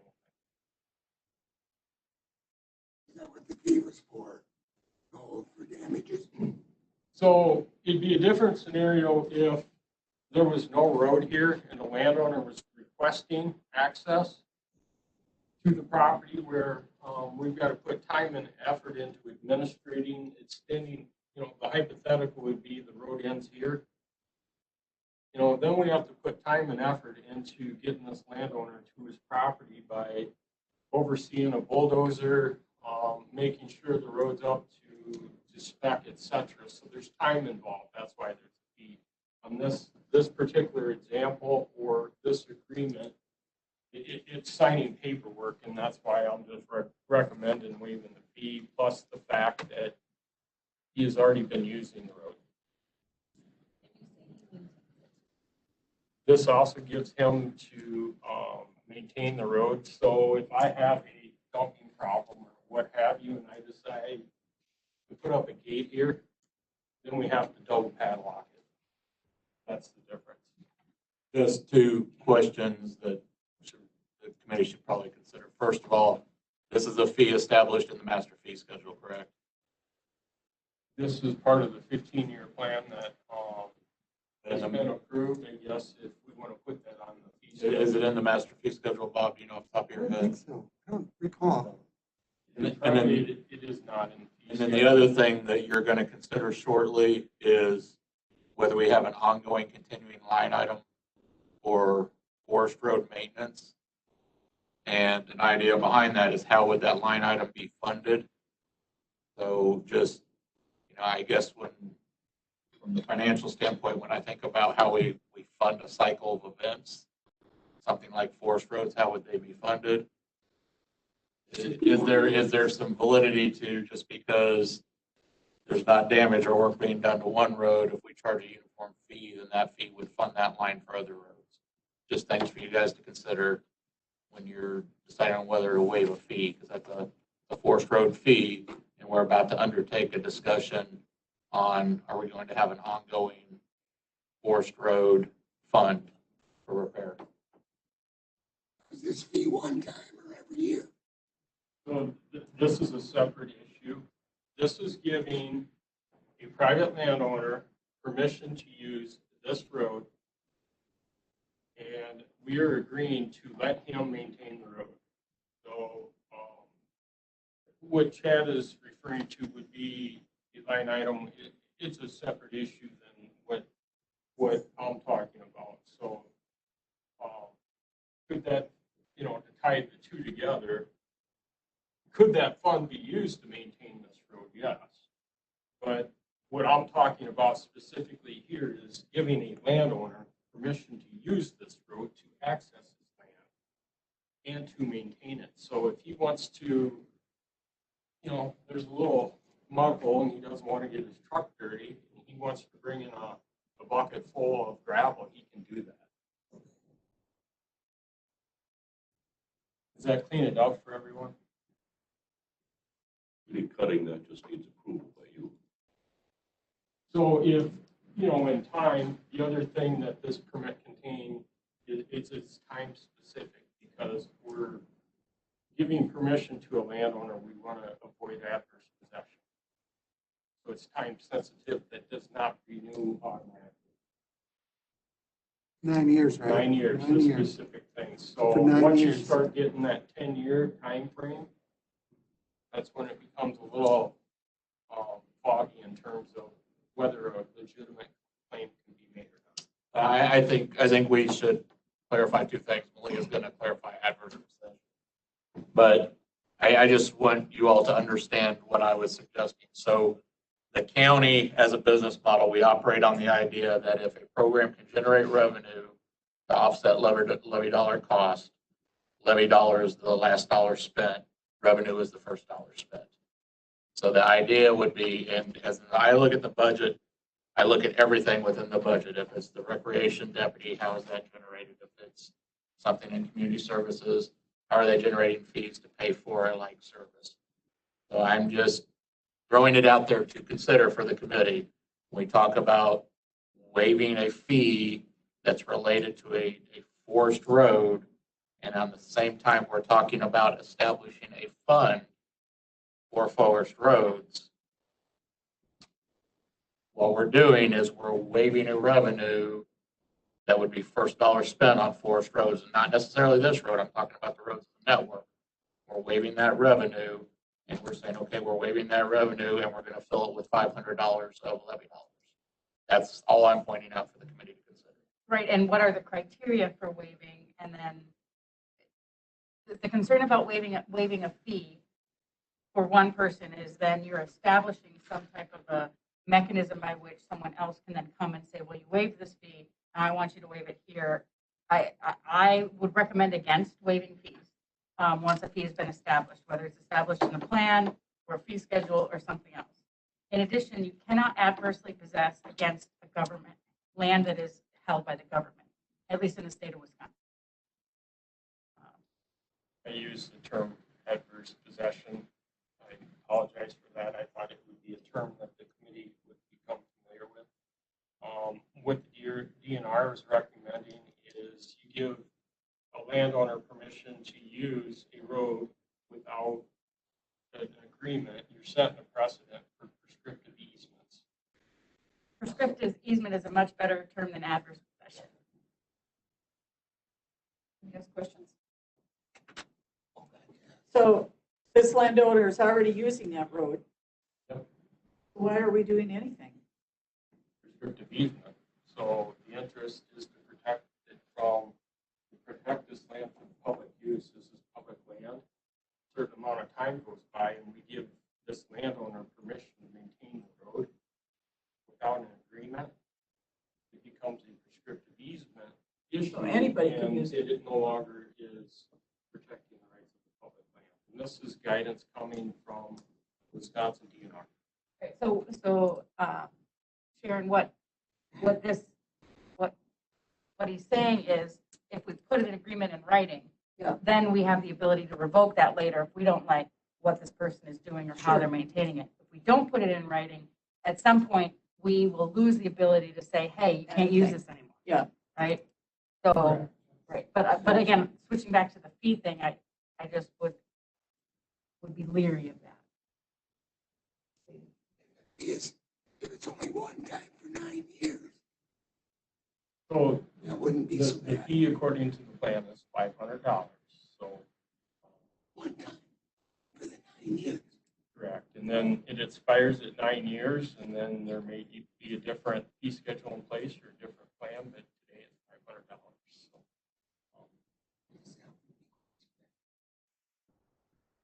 Have we done this before?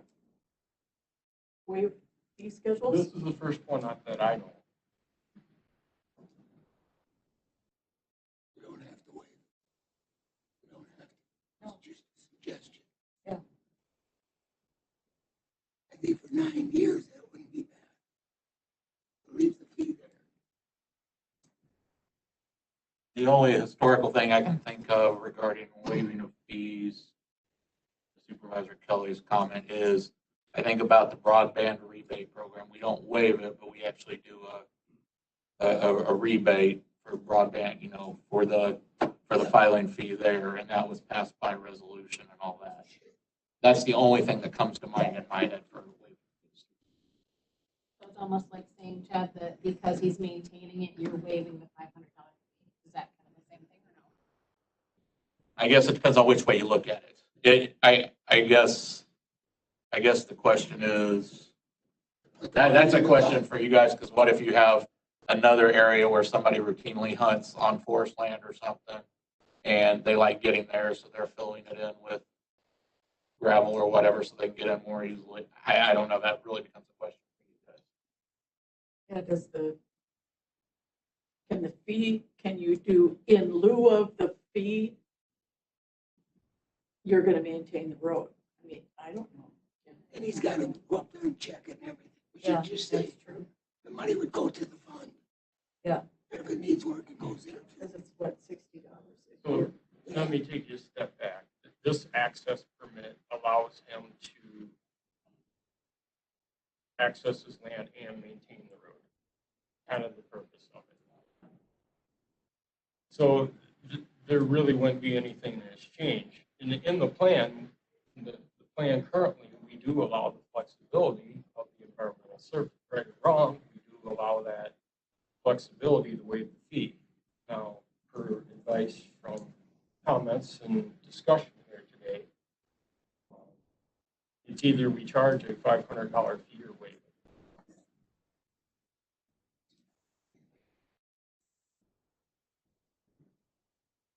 It would go into all the, still stay in the road. No, this would go right into the general fund. I have a miscellaneous revenue account that would go into that fund. Jack, how would we do that? How would we do what, sir? If it goes into the general fund, the money, or do we have, can we dedicate it to the road? Well, presently, what's before you, that comes out of the general fund anyway. So we could just, it would show as a fee that flows back to the general fund anyway. Much like many of our revenues do. We try not to do many of those restricted unless they're statutorily required, because then we got to do carryover. But when the division directors formulate their budgets, they say, okay, I'm getting X dollars from this revenue, X dollars from this revenue. This is how much levy I need. All that actually flows into the general fund for the most part, except for like 243 for trails and things like that. And then we say, this is what the cost to run that department is. So right now, when you're looking at a new $3,000 line, there's no revenue associated with that $3,000 line presently. Because I'm looking on the master fee schedule, and it's not on the master fee schedule either. It'll go to the general fund regardless. It's just kind of a It's notation. not restricted. That revenue won't be restricted for this new line item for road improvements. Right. Yeah. Now his line item is restricted, and that's just Right. for his forest roads. Revenue's not I guess I look at that, I know of a similar situation up by me. My brother-in-law, that's an 80 going in, that's a half mile, right? In this case, yeah. And if he's gonna maintain it, I don't think we should charge him a fee. Just like you're doing. That's just my opinion. Make the motion. Hmm. You can make the motion. Well, I can make a motion, yeah. We'll waive the fee and progress like you're doing. Second. Please. Any other question? Say aye. Opposed? No. One no. Either one.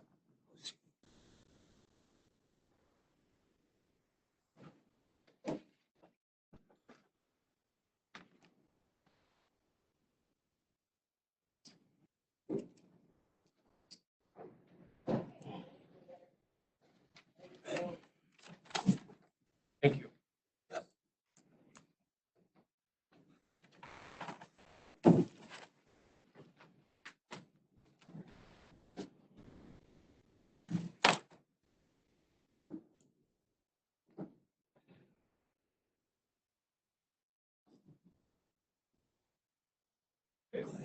Yep. So we received a new application for county plat is what we would call it. It's a major subdivision. Just to give you some background, a minor subdivision, and that can be reviewed in-house administratively. It's for up to 4 lots. As soon as they do 5 or more lots on that, then it's required to be a major plat. And so this is in the town of Sterling. Go ahead, go down just a little bit. It's completely vacant land right now. It's just an open 40. They're going to create 8 lots.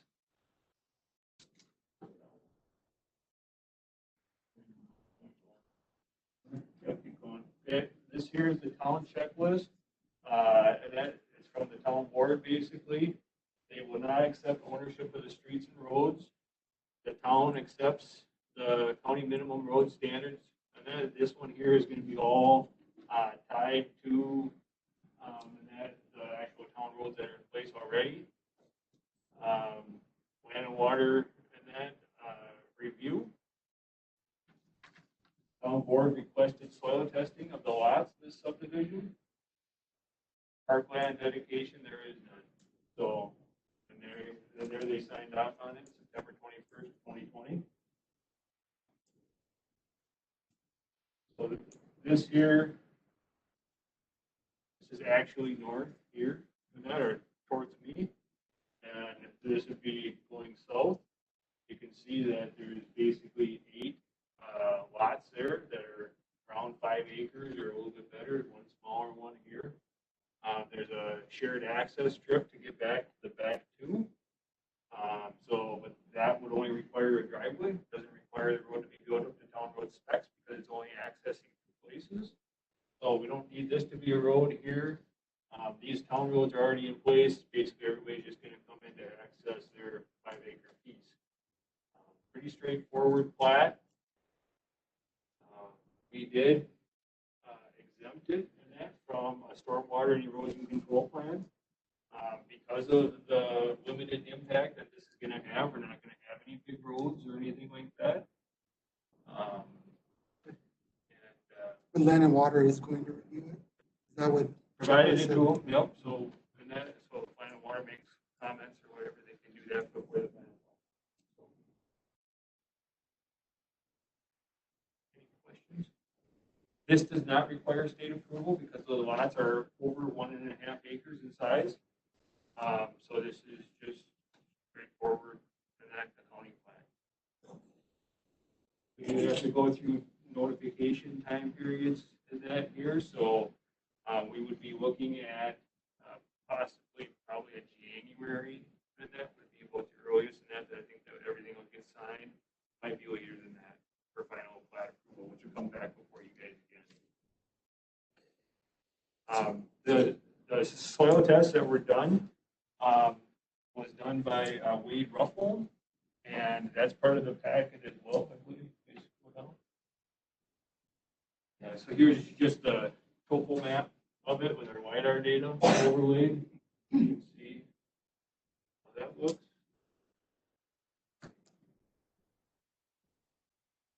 Gives you an idea. Here's Governor Knowles in that Evergreen Avenue, so it's up in there. In the east part. Open 40 property lines.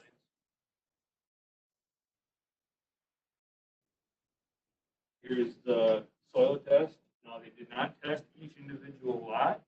They took and did several borings throughout the 40 and found all the same type of soils. It's a loamy fine sand that is suitable in that for conventional sewer system. It's kind of all that barren sand up there. So there's 4 borings in that, and then there should be a plot plan where the borings are taken. Is that it? Okay, it's probably back on that original survey copy that they're marked with a black dot. No. Up again. Okay. Soil boring number 2, number 1, number 3, and number 4. The county wants to, and that the committee can require soil testing on each lot. A separate soil test for each lot if you want.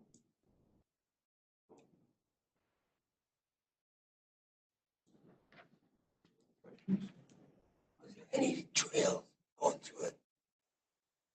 Snowmobile, state trail, ice age, anything? No. None of that. No abandoned wells? No abandoned wells anymore. Think about it. Any disputes on lot lines with the neighbors?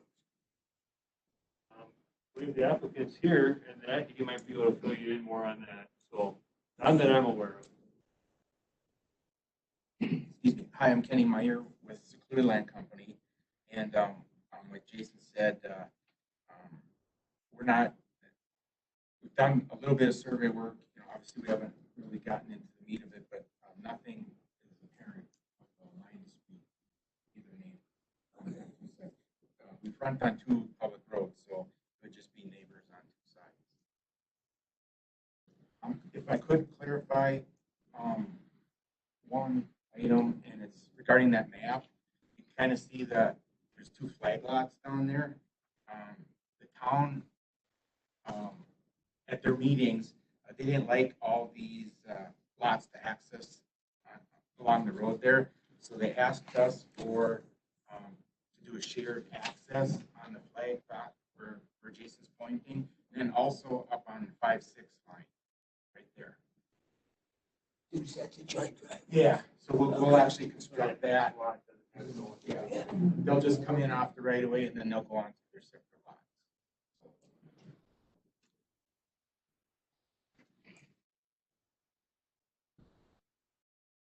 Excuse me, Jason.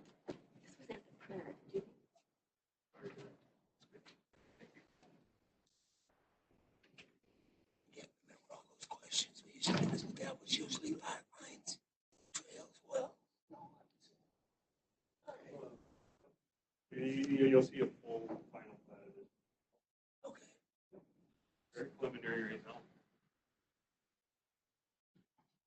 So So do we need a is it- motion?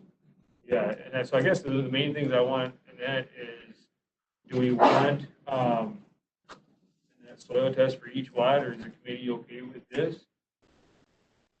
4 borings throughout the parcel? You think this is adequate, having 4? In the past, it's been done as each individual lot got a soil test. However, it is the barrens and there's, pretty much all the same type of sand.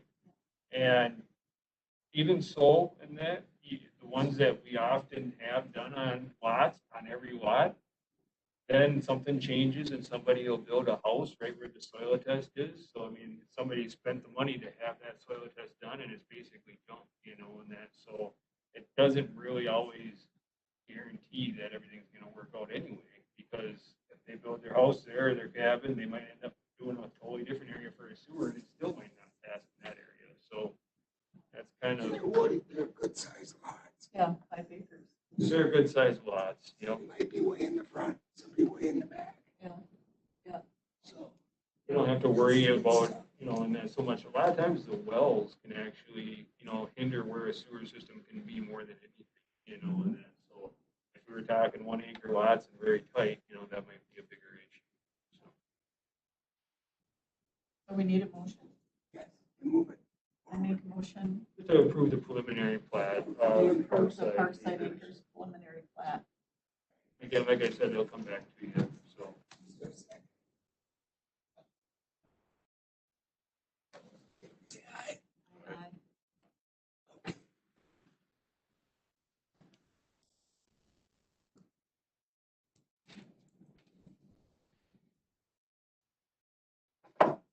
Right, we're to number 11 already.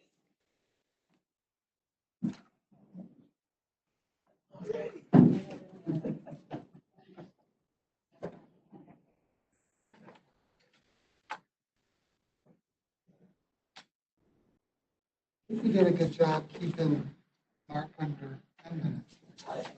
Poor guy. Once this 15-year plan is finalized, then today it should be after today.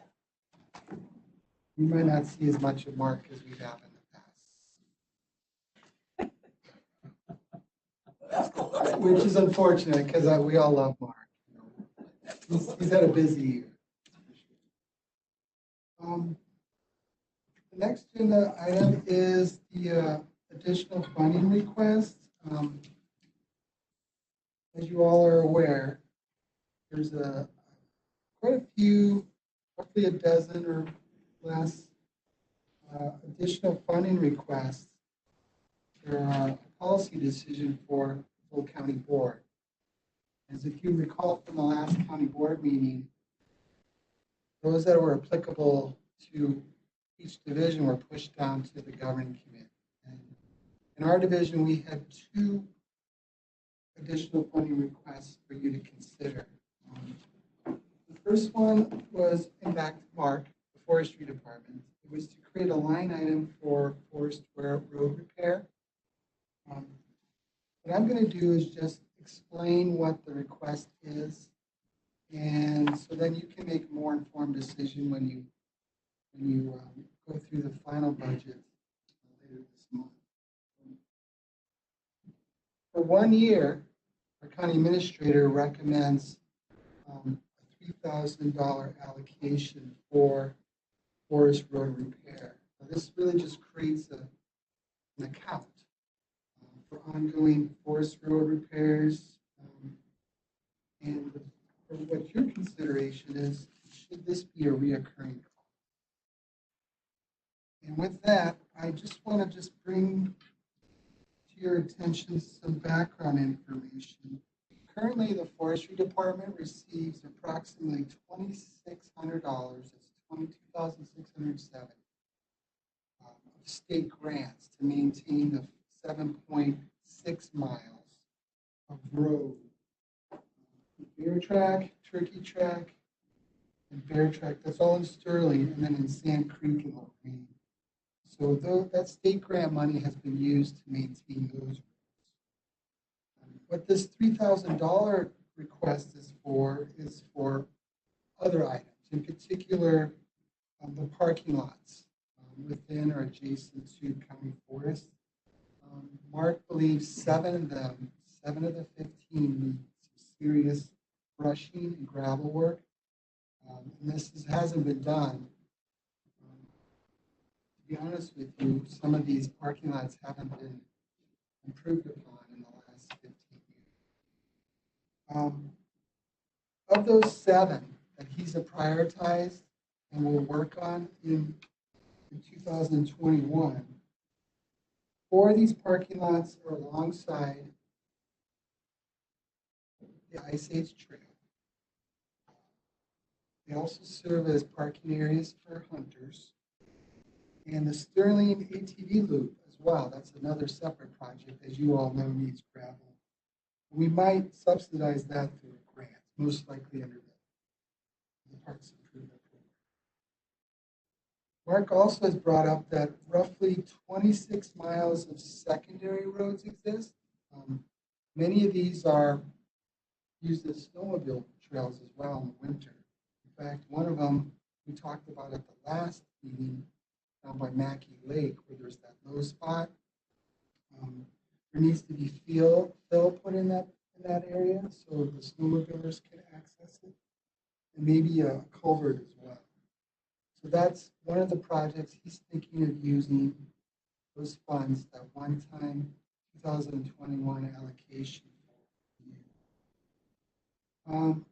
One of the things I've witnessed is I went on a couple of logging sites that we've done this last year. In particular, there's an interpretive county-owned forest by the roundabout just outside Amory off 8 there. We logged this last summer, and it's a really healthy forest, by the way. But the loggers, when they're coming in to access the back areas, there were some low spots, and it'd be nice to be able to get a load or two of gravel to help them just be able to navigate back there, because they're bogging down, and I mean that in a way to help mitigate, access, but also any mud on the highway as well. So those are some things. He also has an idea for a gate or two as well. I'm not here advocating for it. I'm just letting you know what those dollars will be used for in 2021. And for you all, in terms of a policy decision, would this be a perpetual line item going forward? And that's another option. You could always look at, this one-time allocation. And this time next year, we have the same conversation after evaluating the product of Mark's work. So there's that option as well. And if I could expand a little bit to give some clarity to the committee, why the administrator sent this particular item. The reason it's a policy decision is, as a policy, the county approaches construction projects, upgrade projects, repair projects. That's kind of a capital policy. What do we need to do this year, next year, this year? And we appropriate whether there's levy or fund balance for it. So why this is a shift in policy is, if you make this a recurring line item and make that policy decision, that's an earmark of levy dollars that stays in that line ongoing, that then it wouldn't be shifted to something else unless you got rid of that line item. So it is a policy because this would expand, or could expand well beyond forest roads. It could be, parks. Do we give them a recurring line item for routine maintenance in parks? Or do we stick with the capital plan that you all saw during the meeting a couple weeks ago? Very, very well-developed capital plan too for parks, as we pointed out. For buildings, the same request has been made for buildings, and they withdrew it for this year. Was, can we just have a recurring line of $10,000 or $15,000 for repairs that we need? So it is a policy shift, and that's why it's a policy consideration for the committee. As a matter of policy, do we go ahead and say, okay, every year you get money for this? Or do we stay with the policy of we develop a plan for these type of things, and then we earmark year to year, and we allot year to year, okay, what are you doing in this year? What are you doing in the next year? That's why we brought it to you guys. It's kind of a micro policy, but it has a much bigger effect. It's kind of like when a case goes to the Supreme Court, they're dealing with a specific issue, but the issue has policy effect across the board, and this one does as well. So how do you then ensure that, like, we heard some of those roads, nothing's been done for 15 years because money hadn't been allocated. How do you, is it like, because it's ongoing maintenance? Well, we've got the same issue with the buildings, the same issue with the Yep. parks, actually. Yeah. The 109,000 that Bob and his team developed for the parks, if you look at it, almost all of it is maintenance and repair. There's very little upgrade except for his parking pads at Apple River, that's it. So where does this fall, where would this fall into if, So this would be the same similar thing that we operate under, is that we develop a plan and say in 2021, we need this much money for this, this, this, Yeah. and this. In 2020, that's what Bob alluded to. Yeah. That's presently how we are doing the county and have been since Dana Fry's time. So the policy shift is, are we going to start to allot lines for maintenance and repair? Because if we do, then, does that become the new policy? And when we budget, do we start looking at those things? so from a budget perspective, today, we can't say, last year we spent this much on maintenance and repair because we don't have a line item for that, right? So we've made a $3,000 line item this year. The administrators approved that for this year. Yeah. Because Bob said, this is what I need for this year. Yeah. But 2021. For 2021. Yeah. But ongoing is, which way do you want us to budget? Because it is a budgetary policy decision on how we're going to do things. This just happens to be the test case. Yeah. And so would that line item amount change per year? It could, or you could treat it just like we're presently treating the capital plans with everything else, is, Bob and his team determined they needed $109,000 this year. Buildings determined they needed $81,000. I think I'm right on my numbers, but I may be off. And so the administrator made his recommendations, and then you have a list of things. The administrator, for either for policy reasons or because it would come from fund balance and he wasn't comfortable with it, has passed it on to you guys. So the administrators made a recommendation for this year to give $3,000 to Forest Roads for repairs that need to be done for 2021. Yeah. But the policy question for all of you actually grows into the bigger budgetary question. How do we move forward? This year, we had unused levy dollars, as you all saw, which you'll choose whether to use them or not. My assumption is the reason that we undertook this policy in years past, and I guarantee you, Kim and Tracy and Doug probably know better than me because they've been around a lot longer than I have, is there was only so much levy dollar. So the question had to be made each year, how much are we going to spend out of fund balance to do these capital repair projects? Yeah. That would be my assumption why we've operated this way. The big policy question is, how do we operate into the future after 2021? And I think this is an example of what direction do you all want us to take with this. Because we would then treat it the same way to answer your question, Supervisor Kelly. A division director would say, okay, this is why I need this much in this line item for supplies, this line item for maintenance and repair. And then that would come to the administrator, and we would know that we're going to have levy draw for those line items each year.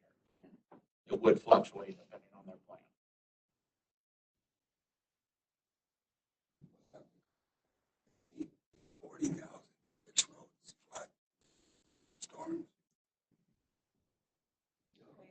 So this one wouldn't actually have to be a technical amendment, but I would appreciate if it didn't fall off your radar for this year, because I do think it helps us define what our budgeting process and philosophy is from the board. Yeah. If that makes sense. We'd like to do it as a one-time event. Right, so that's the policy question. Is this a one-time allocation where we reevaluate next year? Or is it in perpetuity, creating a line item for this expense with the contingency that there is a plan in place And for the plan, then perhaps the request would change, but, But the ongoing maintenance isn't gonna get lost in the shuffle. well, as staff, we'll try to make sure it doesn't get lost in the shuffle. I know when we develop our budgets next year, we'll have this in mind. And like I said, I think depending on what you choose, if we need to reevaluate it, or evaluate it at in the next year and describe the products of it. It's been successful, that is. It's made major improvements to our parking lots, for example, or some of our trails. You guys can consider whether or not to make an additional investment. Does that answer your question? Yeah. I mean, I think what you're touching on is, will that money get used for that? Yeah. So just to clarify, within financial policy, a department head now division director can move amounts less than $20,000, less than $5,000 without administrator's approval, less than $20,000 with administrator's approval between line items within their overall budget. Okay. So it then would shift from you all approving the capital project plan to you saying, we trust the division will just use the money wisely and it won't get lost in the shuffle. Yeah. That's the decision for you to make. Because you don't want to be in a situation where, big things happen, like in the building, and it's because we didn't have a good maintenance plan in place, that type of thing. But we kind of are.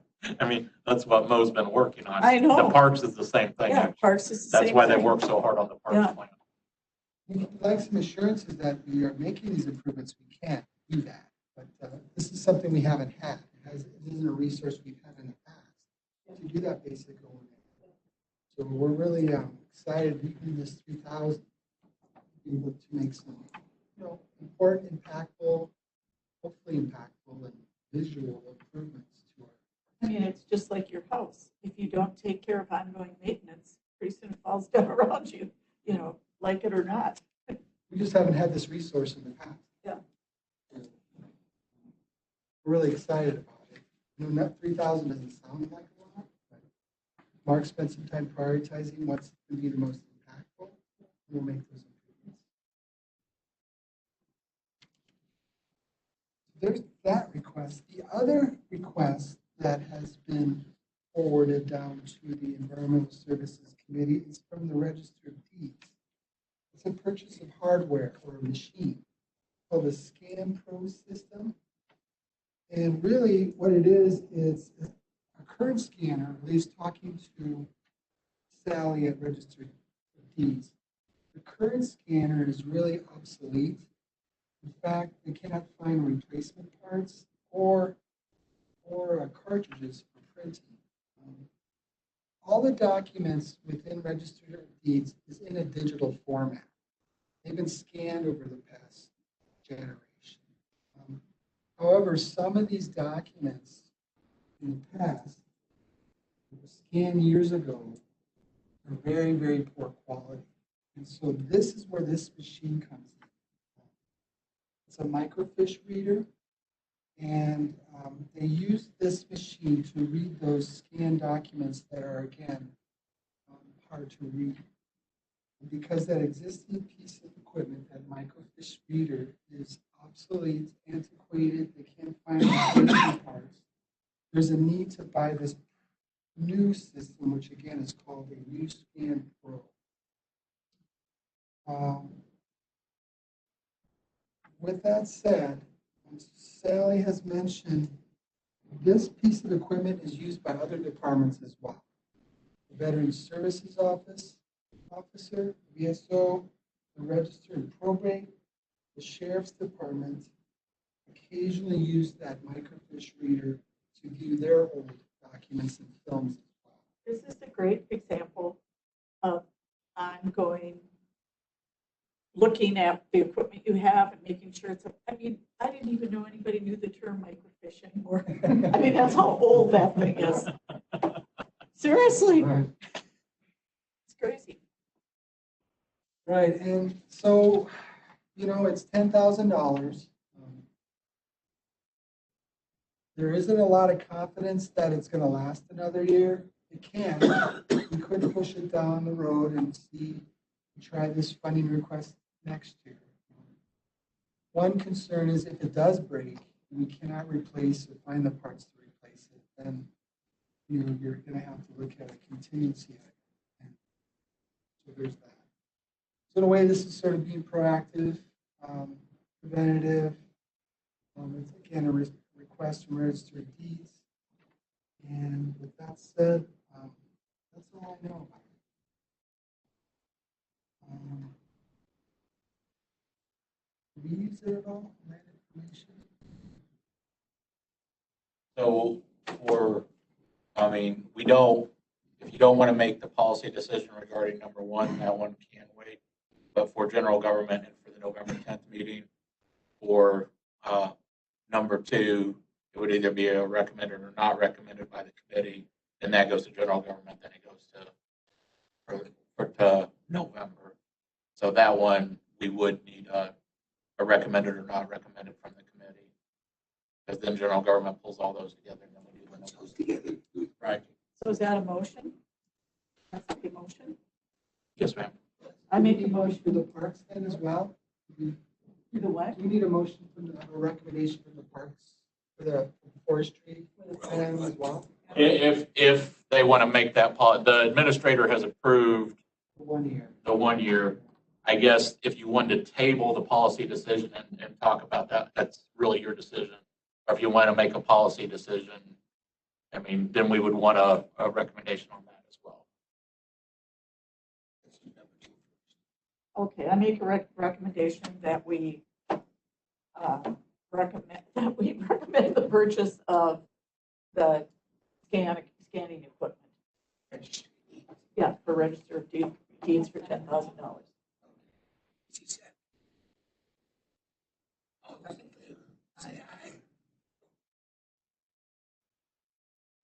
It'd be helpful.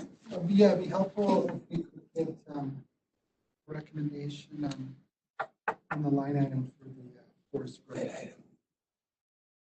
For the forestry one. It's 3,000.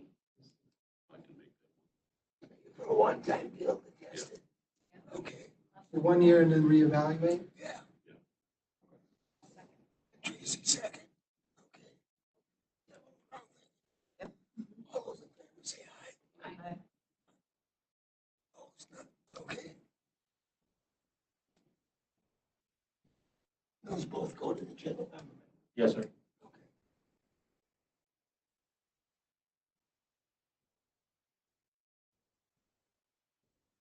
The next item is the Apple River solar permit update.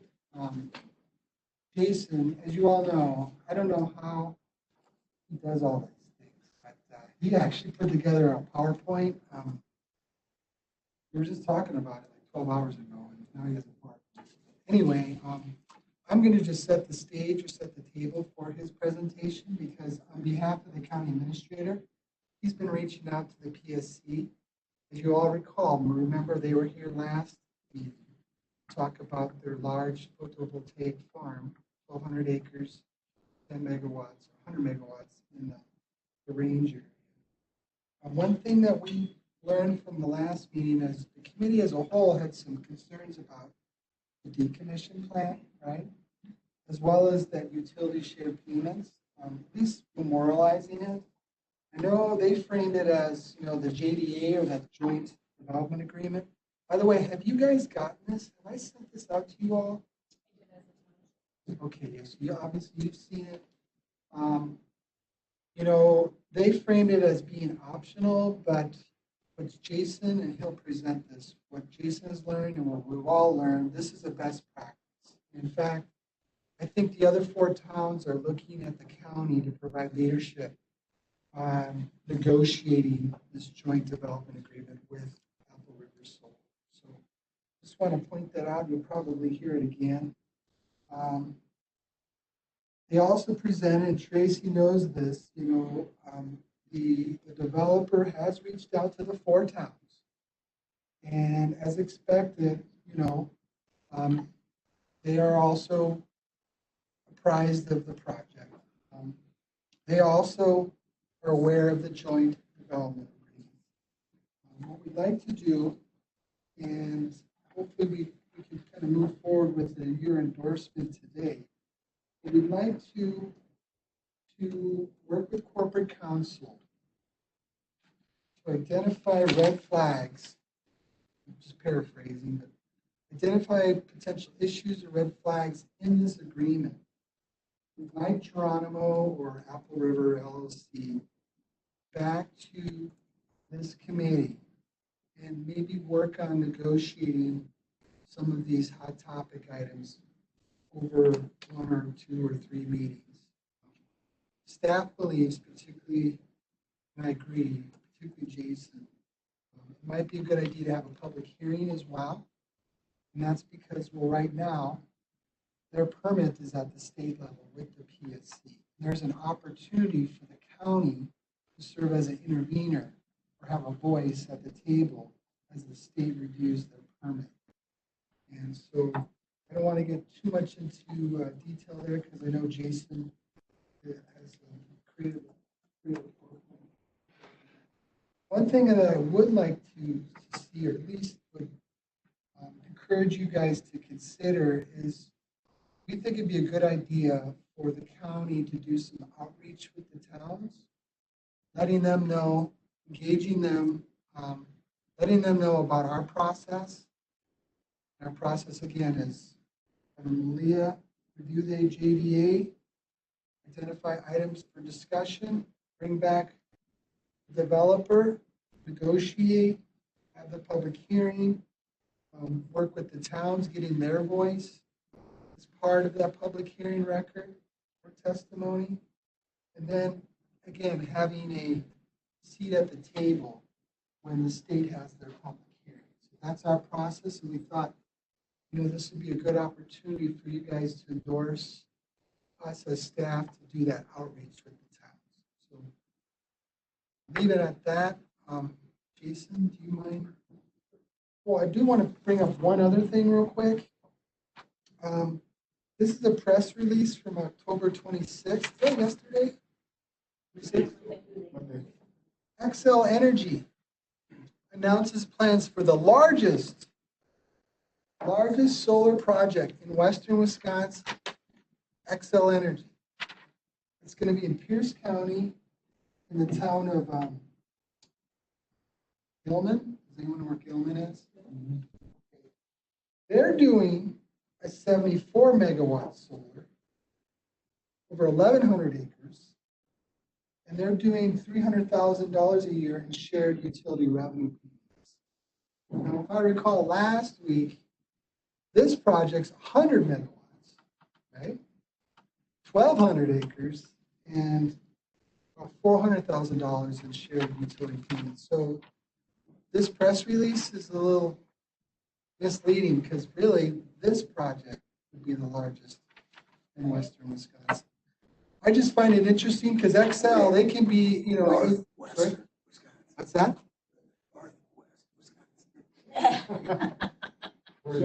Northwest.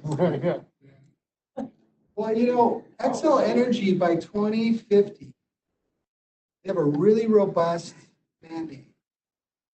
All the energy that they generate and sell, 100% has to come from renewable sources.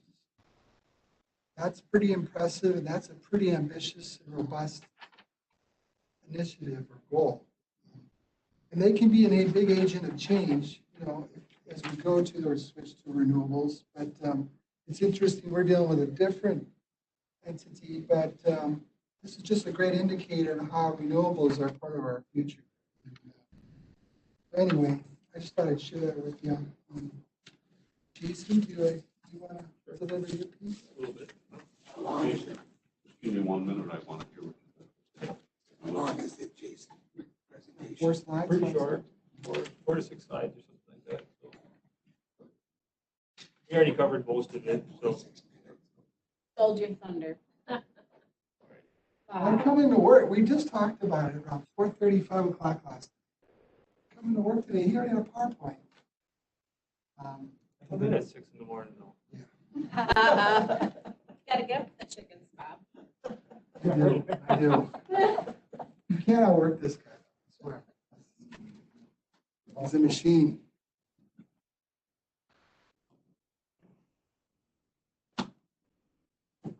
You know what that means? What's that? Yeah. Here you go.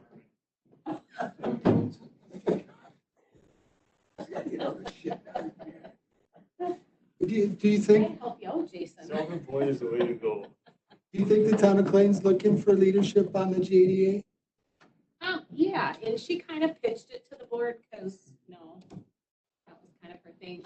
First, it was an optional thing, and then it's like, it really is good, to put this into place. It kind of helped them with their whole state portion of whatever it looked, everything looks good on paper. So yeah, they kind of are looking for the county to kind of be the template, I think. Because we all have to sign it. Yeah. And there's that piece about local control. I think she got the message about the decommissioning plan and how that needs to be a little. Well, yeah, look at, it's been in the news recently about the wind farms. And they're decommissioning those windmills all over the country. And they have no place to put them except for landfill, and they never disintegrate. So it's like, what about these mirrors? I had a note about that on here, because nobody ever talks about that. But when you decommission, where does all this stuff go? Who's responsible? Yeah, who's responsible? Yeah. So there's a sureties, could be, that's a point of negotiation. And on the wind farm, I will just say, since my family, they're all farmers in Illinois, big farmers. Those wind farms in Illinois saved a lot of farmers because they get paid a hefty amount annually. They're having to take up very little land. Sure. So there's always hidden benefits too. There's a lot of family farms, the things like the wind farms kept from going under because they were that constant source of income in the bad years. Right, and then those producers in this footprint, there's going to be lease agreements. Well, that's my other question too, is when you get, okay, we've got the renewable energy sources now generating electricity. What happens to the sources that the dairy lands are using today? They just go away then? They just buy electricity off the grid, so it's put on the grid. Yep. And those co-ops or RECs, they just purchase, they sign contracts and they, they try to get it at a lower rate, and then they just. But some of it goes away because they won't need them. The nuclear plants will decommission. Hydro should be considered renewable. Or bring down rates. But yeah, and I think that's the key thing. It brings down rates because the cost of production goes down for the power on the grid. So it brings down. Well, that's the question. Does it bring down rates? I don't know. Does it or doesn't? I think it does. I mean, it's supply and demand. Unless, it depends on who buys it and what their service area is. This electricity that's generated here could be sold in Southern California. It probably is. Yeah, remember, we have Varesco that actually, part of their business model is the same thing. It's not only treating the food waste, but they convert that food waste to electricity. It powers their hydros, which goes back to the grid, and they sell it back on the grid. Yeah. And that's part of their business model too. And what they sell it on the grid is cheaper than the current power rate. So that rate is cheaper. So it stands to reason. That it lowers it. Kara at the last meeting said that they get about 3 to 5 cents a kilowatt hour, and then most of them that around here you're paying 10 to 11 cents a kilowatt. So there is quite a bit of overhead for the co-ops in there. So Remember that agreement didn't have their new name on it. So because it changed from the Thursday night before our Wednesday meeting, we were at one name, and then she came here and it had changed. So, Yeah, it's different, yeah. yeah, Okay. so that's just another piece of that. Well, and just memorializing the project with all the parties, and talk about the enforcement at the local level, the decommissioning plan, the sureties, the payments, those utility shared payments, to get that in writing, you know, again, they framed it as being an optional piece. And I think you'll learn more from what Jason talked with the PSC about. They highly recommend a signed JDA as well. Jump into it, too. Go ahead. Just kind of an update, that their application was actually submitted to the PSC last Friday. And then the plan submitted, and then just looking at it roughly, looks the same as far as their land layout and stuff, what they showed you at the last meeting. This is a 1-year permitting process at the state. That the actual documents in that can be found by the public. You want to use this docket number and click on that link, and you'll go there, and then if you enter that, then you can go in and you can see the stormwater plan, you can see their decommission plan, hundreds of pages is all I'm going to say. The decommission plan, because there was some interest about that at the last committee meeting, I looked at that, and roughly it's about $4.5 million to $5 million, it looked like, to take and do it. But then with the materials that they're able to recycle, like the metal tracking frames and that, it brought it down to almost $2.5 million. So a lot less than that than what we had heard, about 30 to 35 million. And then it seems like, and they've got that all broke down in that plan as far as removing driveways and everything, fences, removing that. It's like 98,000 feet of fence. So I mean, it's like 20 miles of fence. So it's a big project. So there's a link for you to go and use for that. We just got that yesterday. So basically, that when we first started talking with them, they wanted to be really cooperative with the county. And then lately, and that has kind of been like, well, we just followed the state's process. So after the last meeting, Bob and I went up and talked with Vince and we wanted to reach out to the PSC to see really what is the county's role. And I don't mean to be pro or con here and that. And that's how I laid it out to the PSC too, is like, what can the county regulate? What can't the county regulate? How should we do it? That kind of stuff.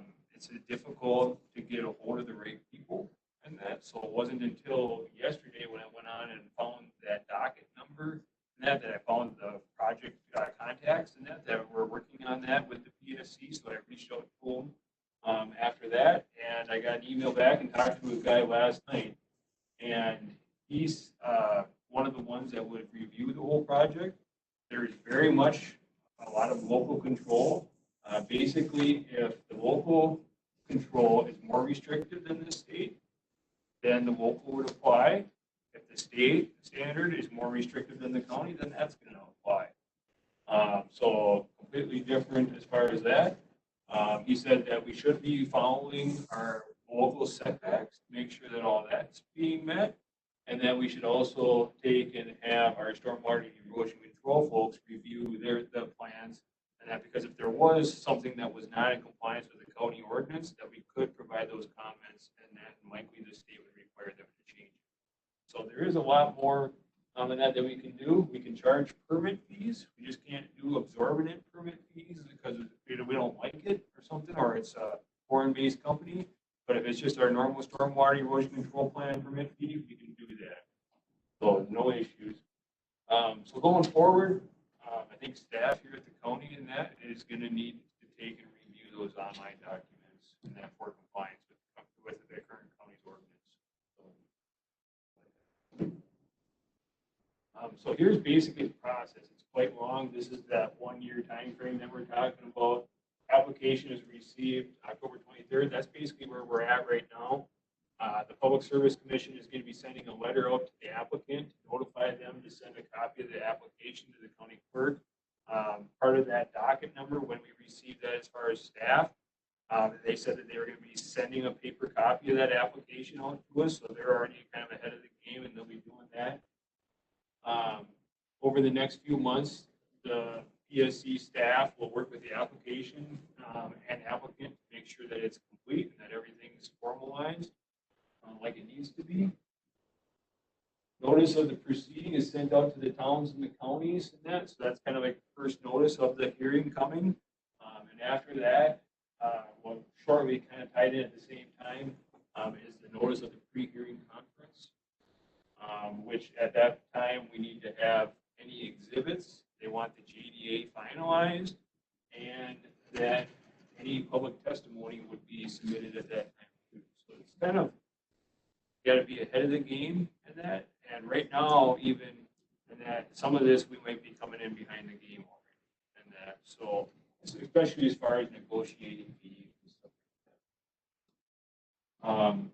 They do an environmental analysis, and when they do that, or when they send out the people to do that, they send a letter to everyone in the region. I didn't get clarification on what the region is, but I'm sure it's property owners within a certain area.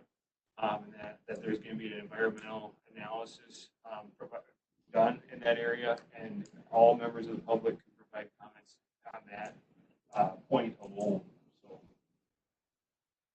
the private hearing held between all interveners, applicant, and PSC staff, he was very encouraging for the county and the towns to each register through the PSC as an intervener.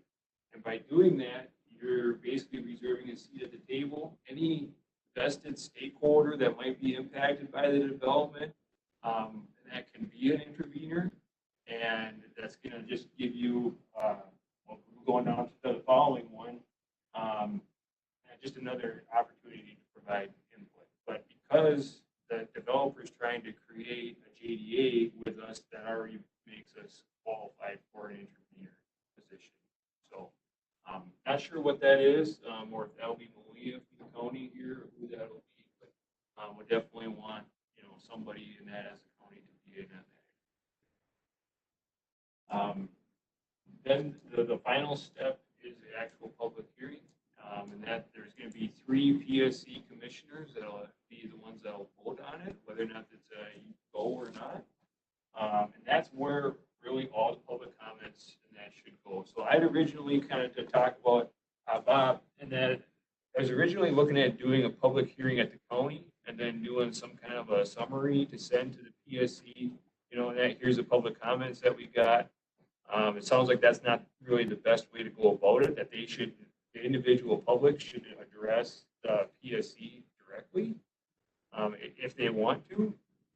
However, in that working on that JDA was probably the best time to have a public hearing.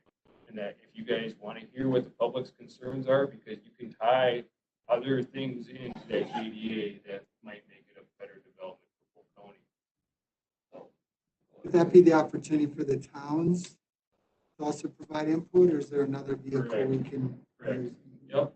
And that's where if we could get one JDA between the towns and the county and everything, that would allow a lot of collaboration. So just going forward, we need to start reviewing that joint development agreement. I talked with Carol last week when she left, told her that would be, on your future agendas, and that you guys can look at that. We need to really review those online documents, and if there's any issues that we find with compliance, and that we'd be able to bring them forward to the county committee here. Basically, the JDA and that is serving as the final certificate for the PSC. You don't produce a JDA, and that it sounds like the commissioners are going to say, well, why not? Why don't you have this? And they're not going to let it go until they have that JDA. So it's not really required in that, but on the other hand, and that it sounds like it's going to be really abnormal in that if they don't have it. That being said, there's only 5 of these in the whole state. So it's not a big deal. It's not a common issue yet. So there's kind of on some learning fields and that on that yet. So again, I mentioned about the being registered as an intervener. Basically, going forward in that, we were talking about sending out a memo or a letter to the towns. We can try to establish, a public hearing date, and that might be really nice to notify the towns, or we can do a follow-up letter as well. I did talk with Steve Arducer from Apple River last night, and then here before I left, and so they kind of got a heads up. Now Tracy will and stuff. So just trying to make sure that everybody's on board. So those are two main contacts right now that I can see. The guy I was talking to from the PSC was Bert, and then Kara is the National Grid contact, so.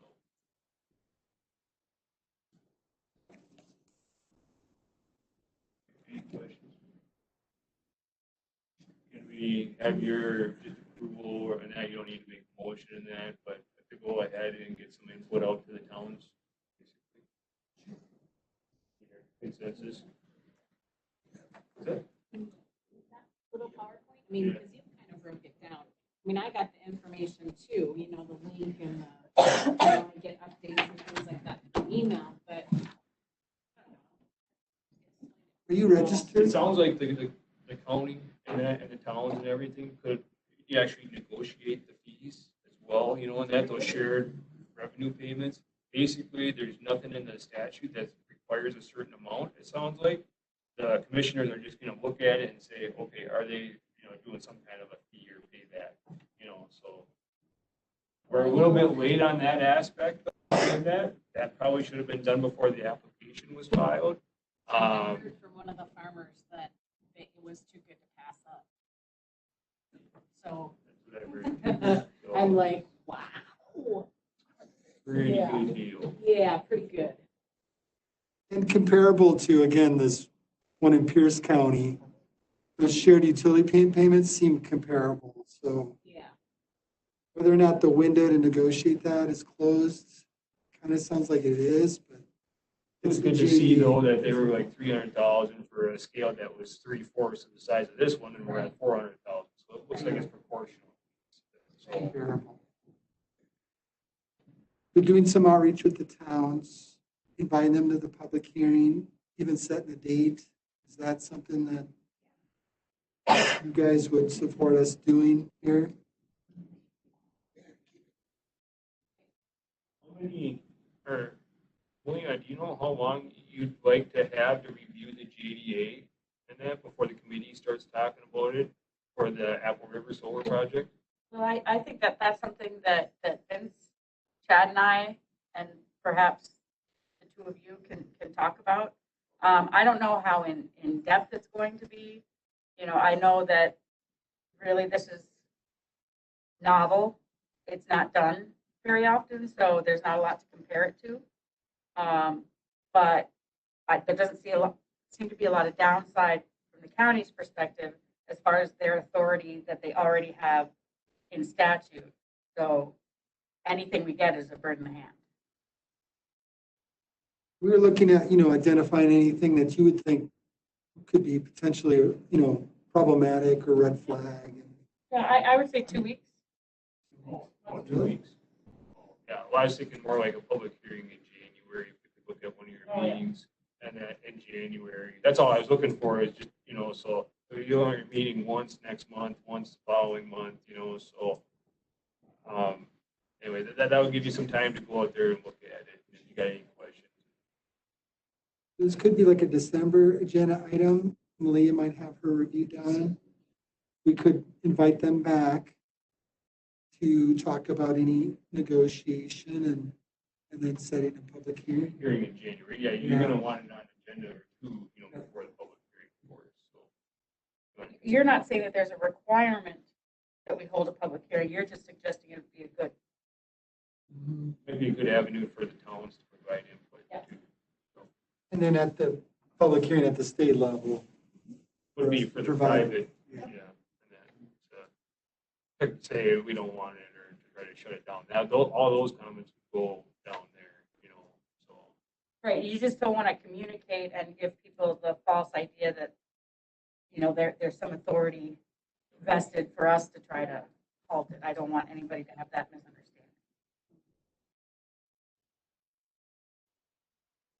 Right, I think the public hearing would be specifically for the JDA.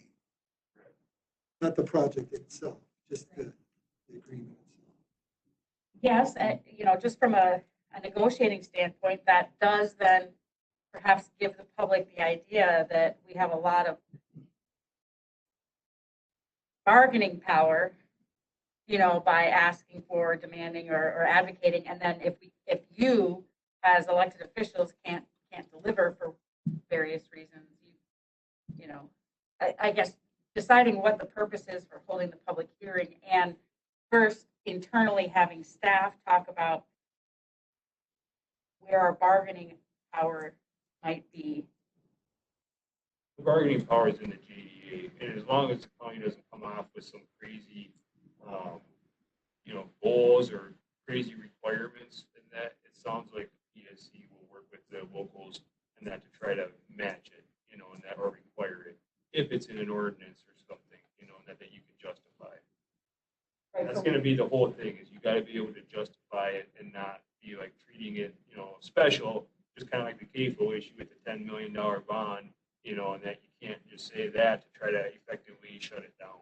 And that's where I'm thinking, the decision to hold a public hearing when there's no legal requirement of holding it might give the public the false impression that we've got a lot more authority than we do, even if it's just about the agreement itself. Just as a suggestion, I guess I'm kind of thinking about this from how we conduct other things where public hearings are not required, just like when we discuss the fair MOU or anything else, we hear the public's input via writing and from public comment prior to the meetings or at the start of the meetings. Always an option for the committee if no public hearing is legally required. You could always take all the public input you wanted during the public comment period, extend the time for public comment and get it that way, which would then keep those clear lines, just like everything else. We want to hear what the public has to say, but you entrust us as legislators to make the best decisions. And this is the method we use for it. And that's what we use for other things that don't require a public hearing, such as an MOU, input from the public, and things like that. Food for thought. You're not, Jason, are you asking for the committee to decide today? Okay. I'm trying to look at like a timeline or give you guys a timeline of when we're going to be. We'll try to put it on the December agenda. That gives us as staff a little bit of time to take and try to review some of the documents. Hopefully we can come back and say, well, we don't see any issues, or maybe we do that. And then also that'll allow us to give timely feedback back to Kara or National Grid on that to try to work on those issues maybe. So. You have access to some of the other, of the 5 other ones? I'm sure you can. I haven't had time to look into that, but I think It's a lot of reading, but. I think if you had those docket numbers, then you'd be able to find it, no problem. It's all available to the public. There's no login that you need. As long as you know that number, you can go and plug it in and anybody can view it. So. We did share with Land and Water. Carson's looking at our engineering tech, so he has access to their site plans and other documents, so staff is looking at it internally.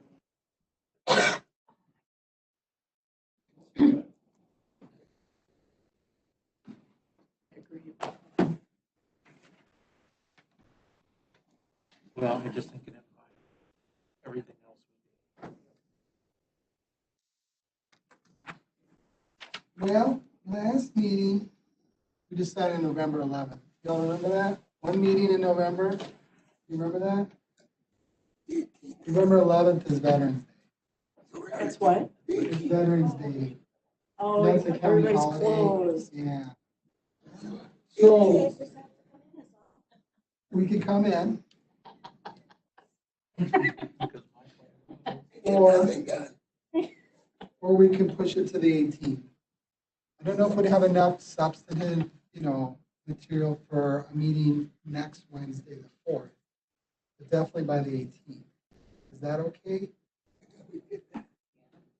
I've got it for the 18th on my calendar. I did too. Yeah. I think we did that already. Did we do that? No, we did. I think it was sent, was it? Is it after? I think it was put on the calendar as such, wasn't it? I County think so. calendar? It was, but we said the 11th would work. We'll do the 18th. Yeah, we're good. Yeah. Because Brad said the 11th. Yeah. And we said that was Veterans Day. Easy for them next week. I was just guessing a day, the 11th sounded good. Well, unless Mo is going out and soliciting realtors, I don't know if he'll be on or not. That might be something that may or may not be on the agenda, the tax delinquent properties. We'll keep that Stourk master plan update on there. P-tag we'll have on as well. We gotta send that in. Yeah, we gotta send that in. That's gonna be fairly easy because we're not changing the uses on it at all. But we still need to have county board set it up. We already sent it once. I know we did. But we rescinded the resolution sending both of those plans. So unfortunately, I mean, I'll take a look. But We separated them. I'll have to look. I'm only going by memory and mine is faulty on Wednesdays.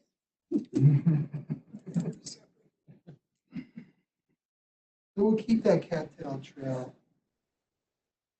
Tim's gonna look into it, but he has a little bit.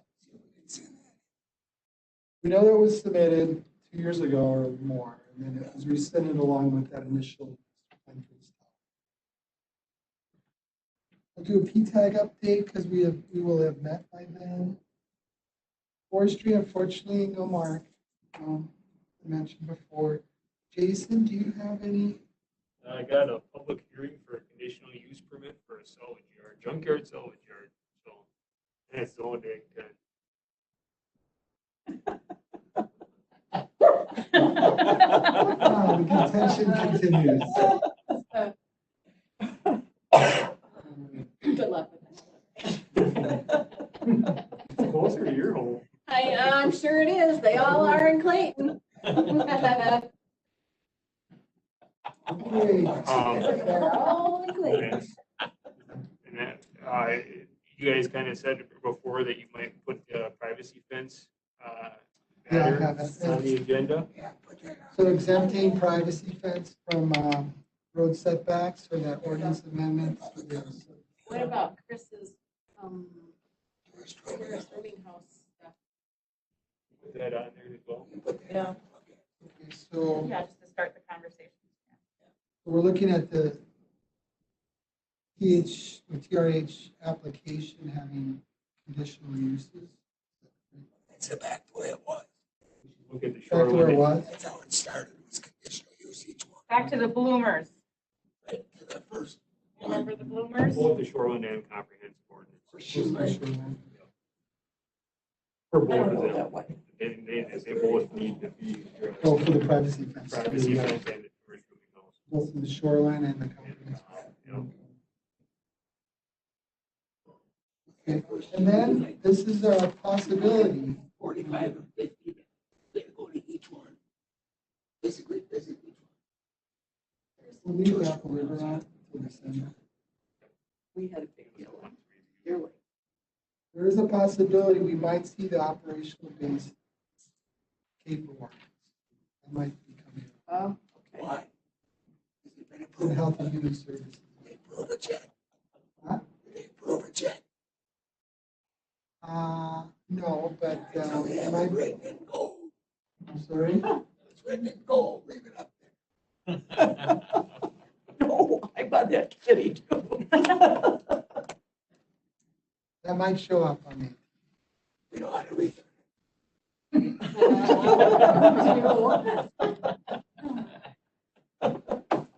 Land and Water has a transect presentation. They do that soil survey every year. That was actually on our calendar. So there's a presentation coming as well for Land and Water. They're looking at cropland, crop type, tillage practices, soil erosion. So they're excited to deliver that for you as well. So there'd be a presentation from Eric as well. That's going to be a long meeting. It's turning into a long meeting, yeah. Right before Thanksgiving. Yeah. Oh, the Wednesday. Put it Land and Water, just like the week. Tuesday, Friday. That's a good idea. No, I'm gonna push Land and Water's presentation into December. Mondays, we do that. Yeah. Public hearing plus. The public hearing is gonna be contested. Oh, so we don't have to do it, Doug.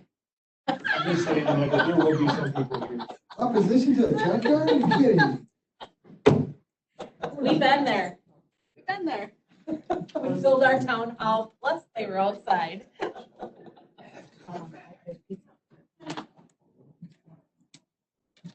I mean, that's everything. That's everything. Make a motion, we adjourn. Also, my protest. Is there a second? I'll find you for it. Okay, all those in favor say aye. Put DT on there.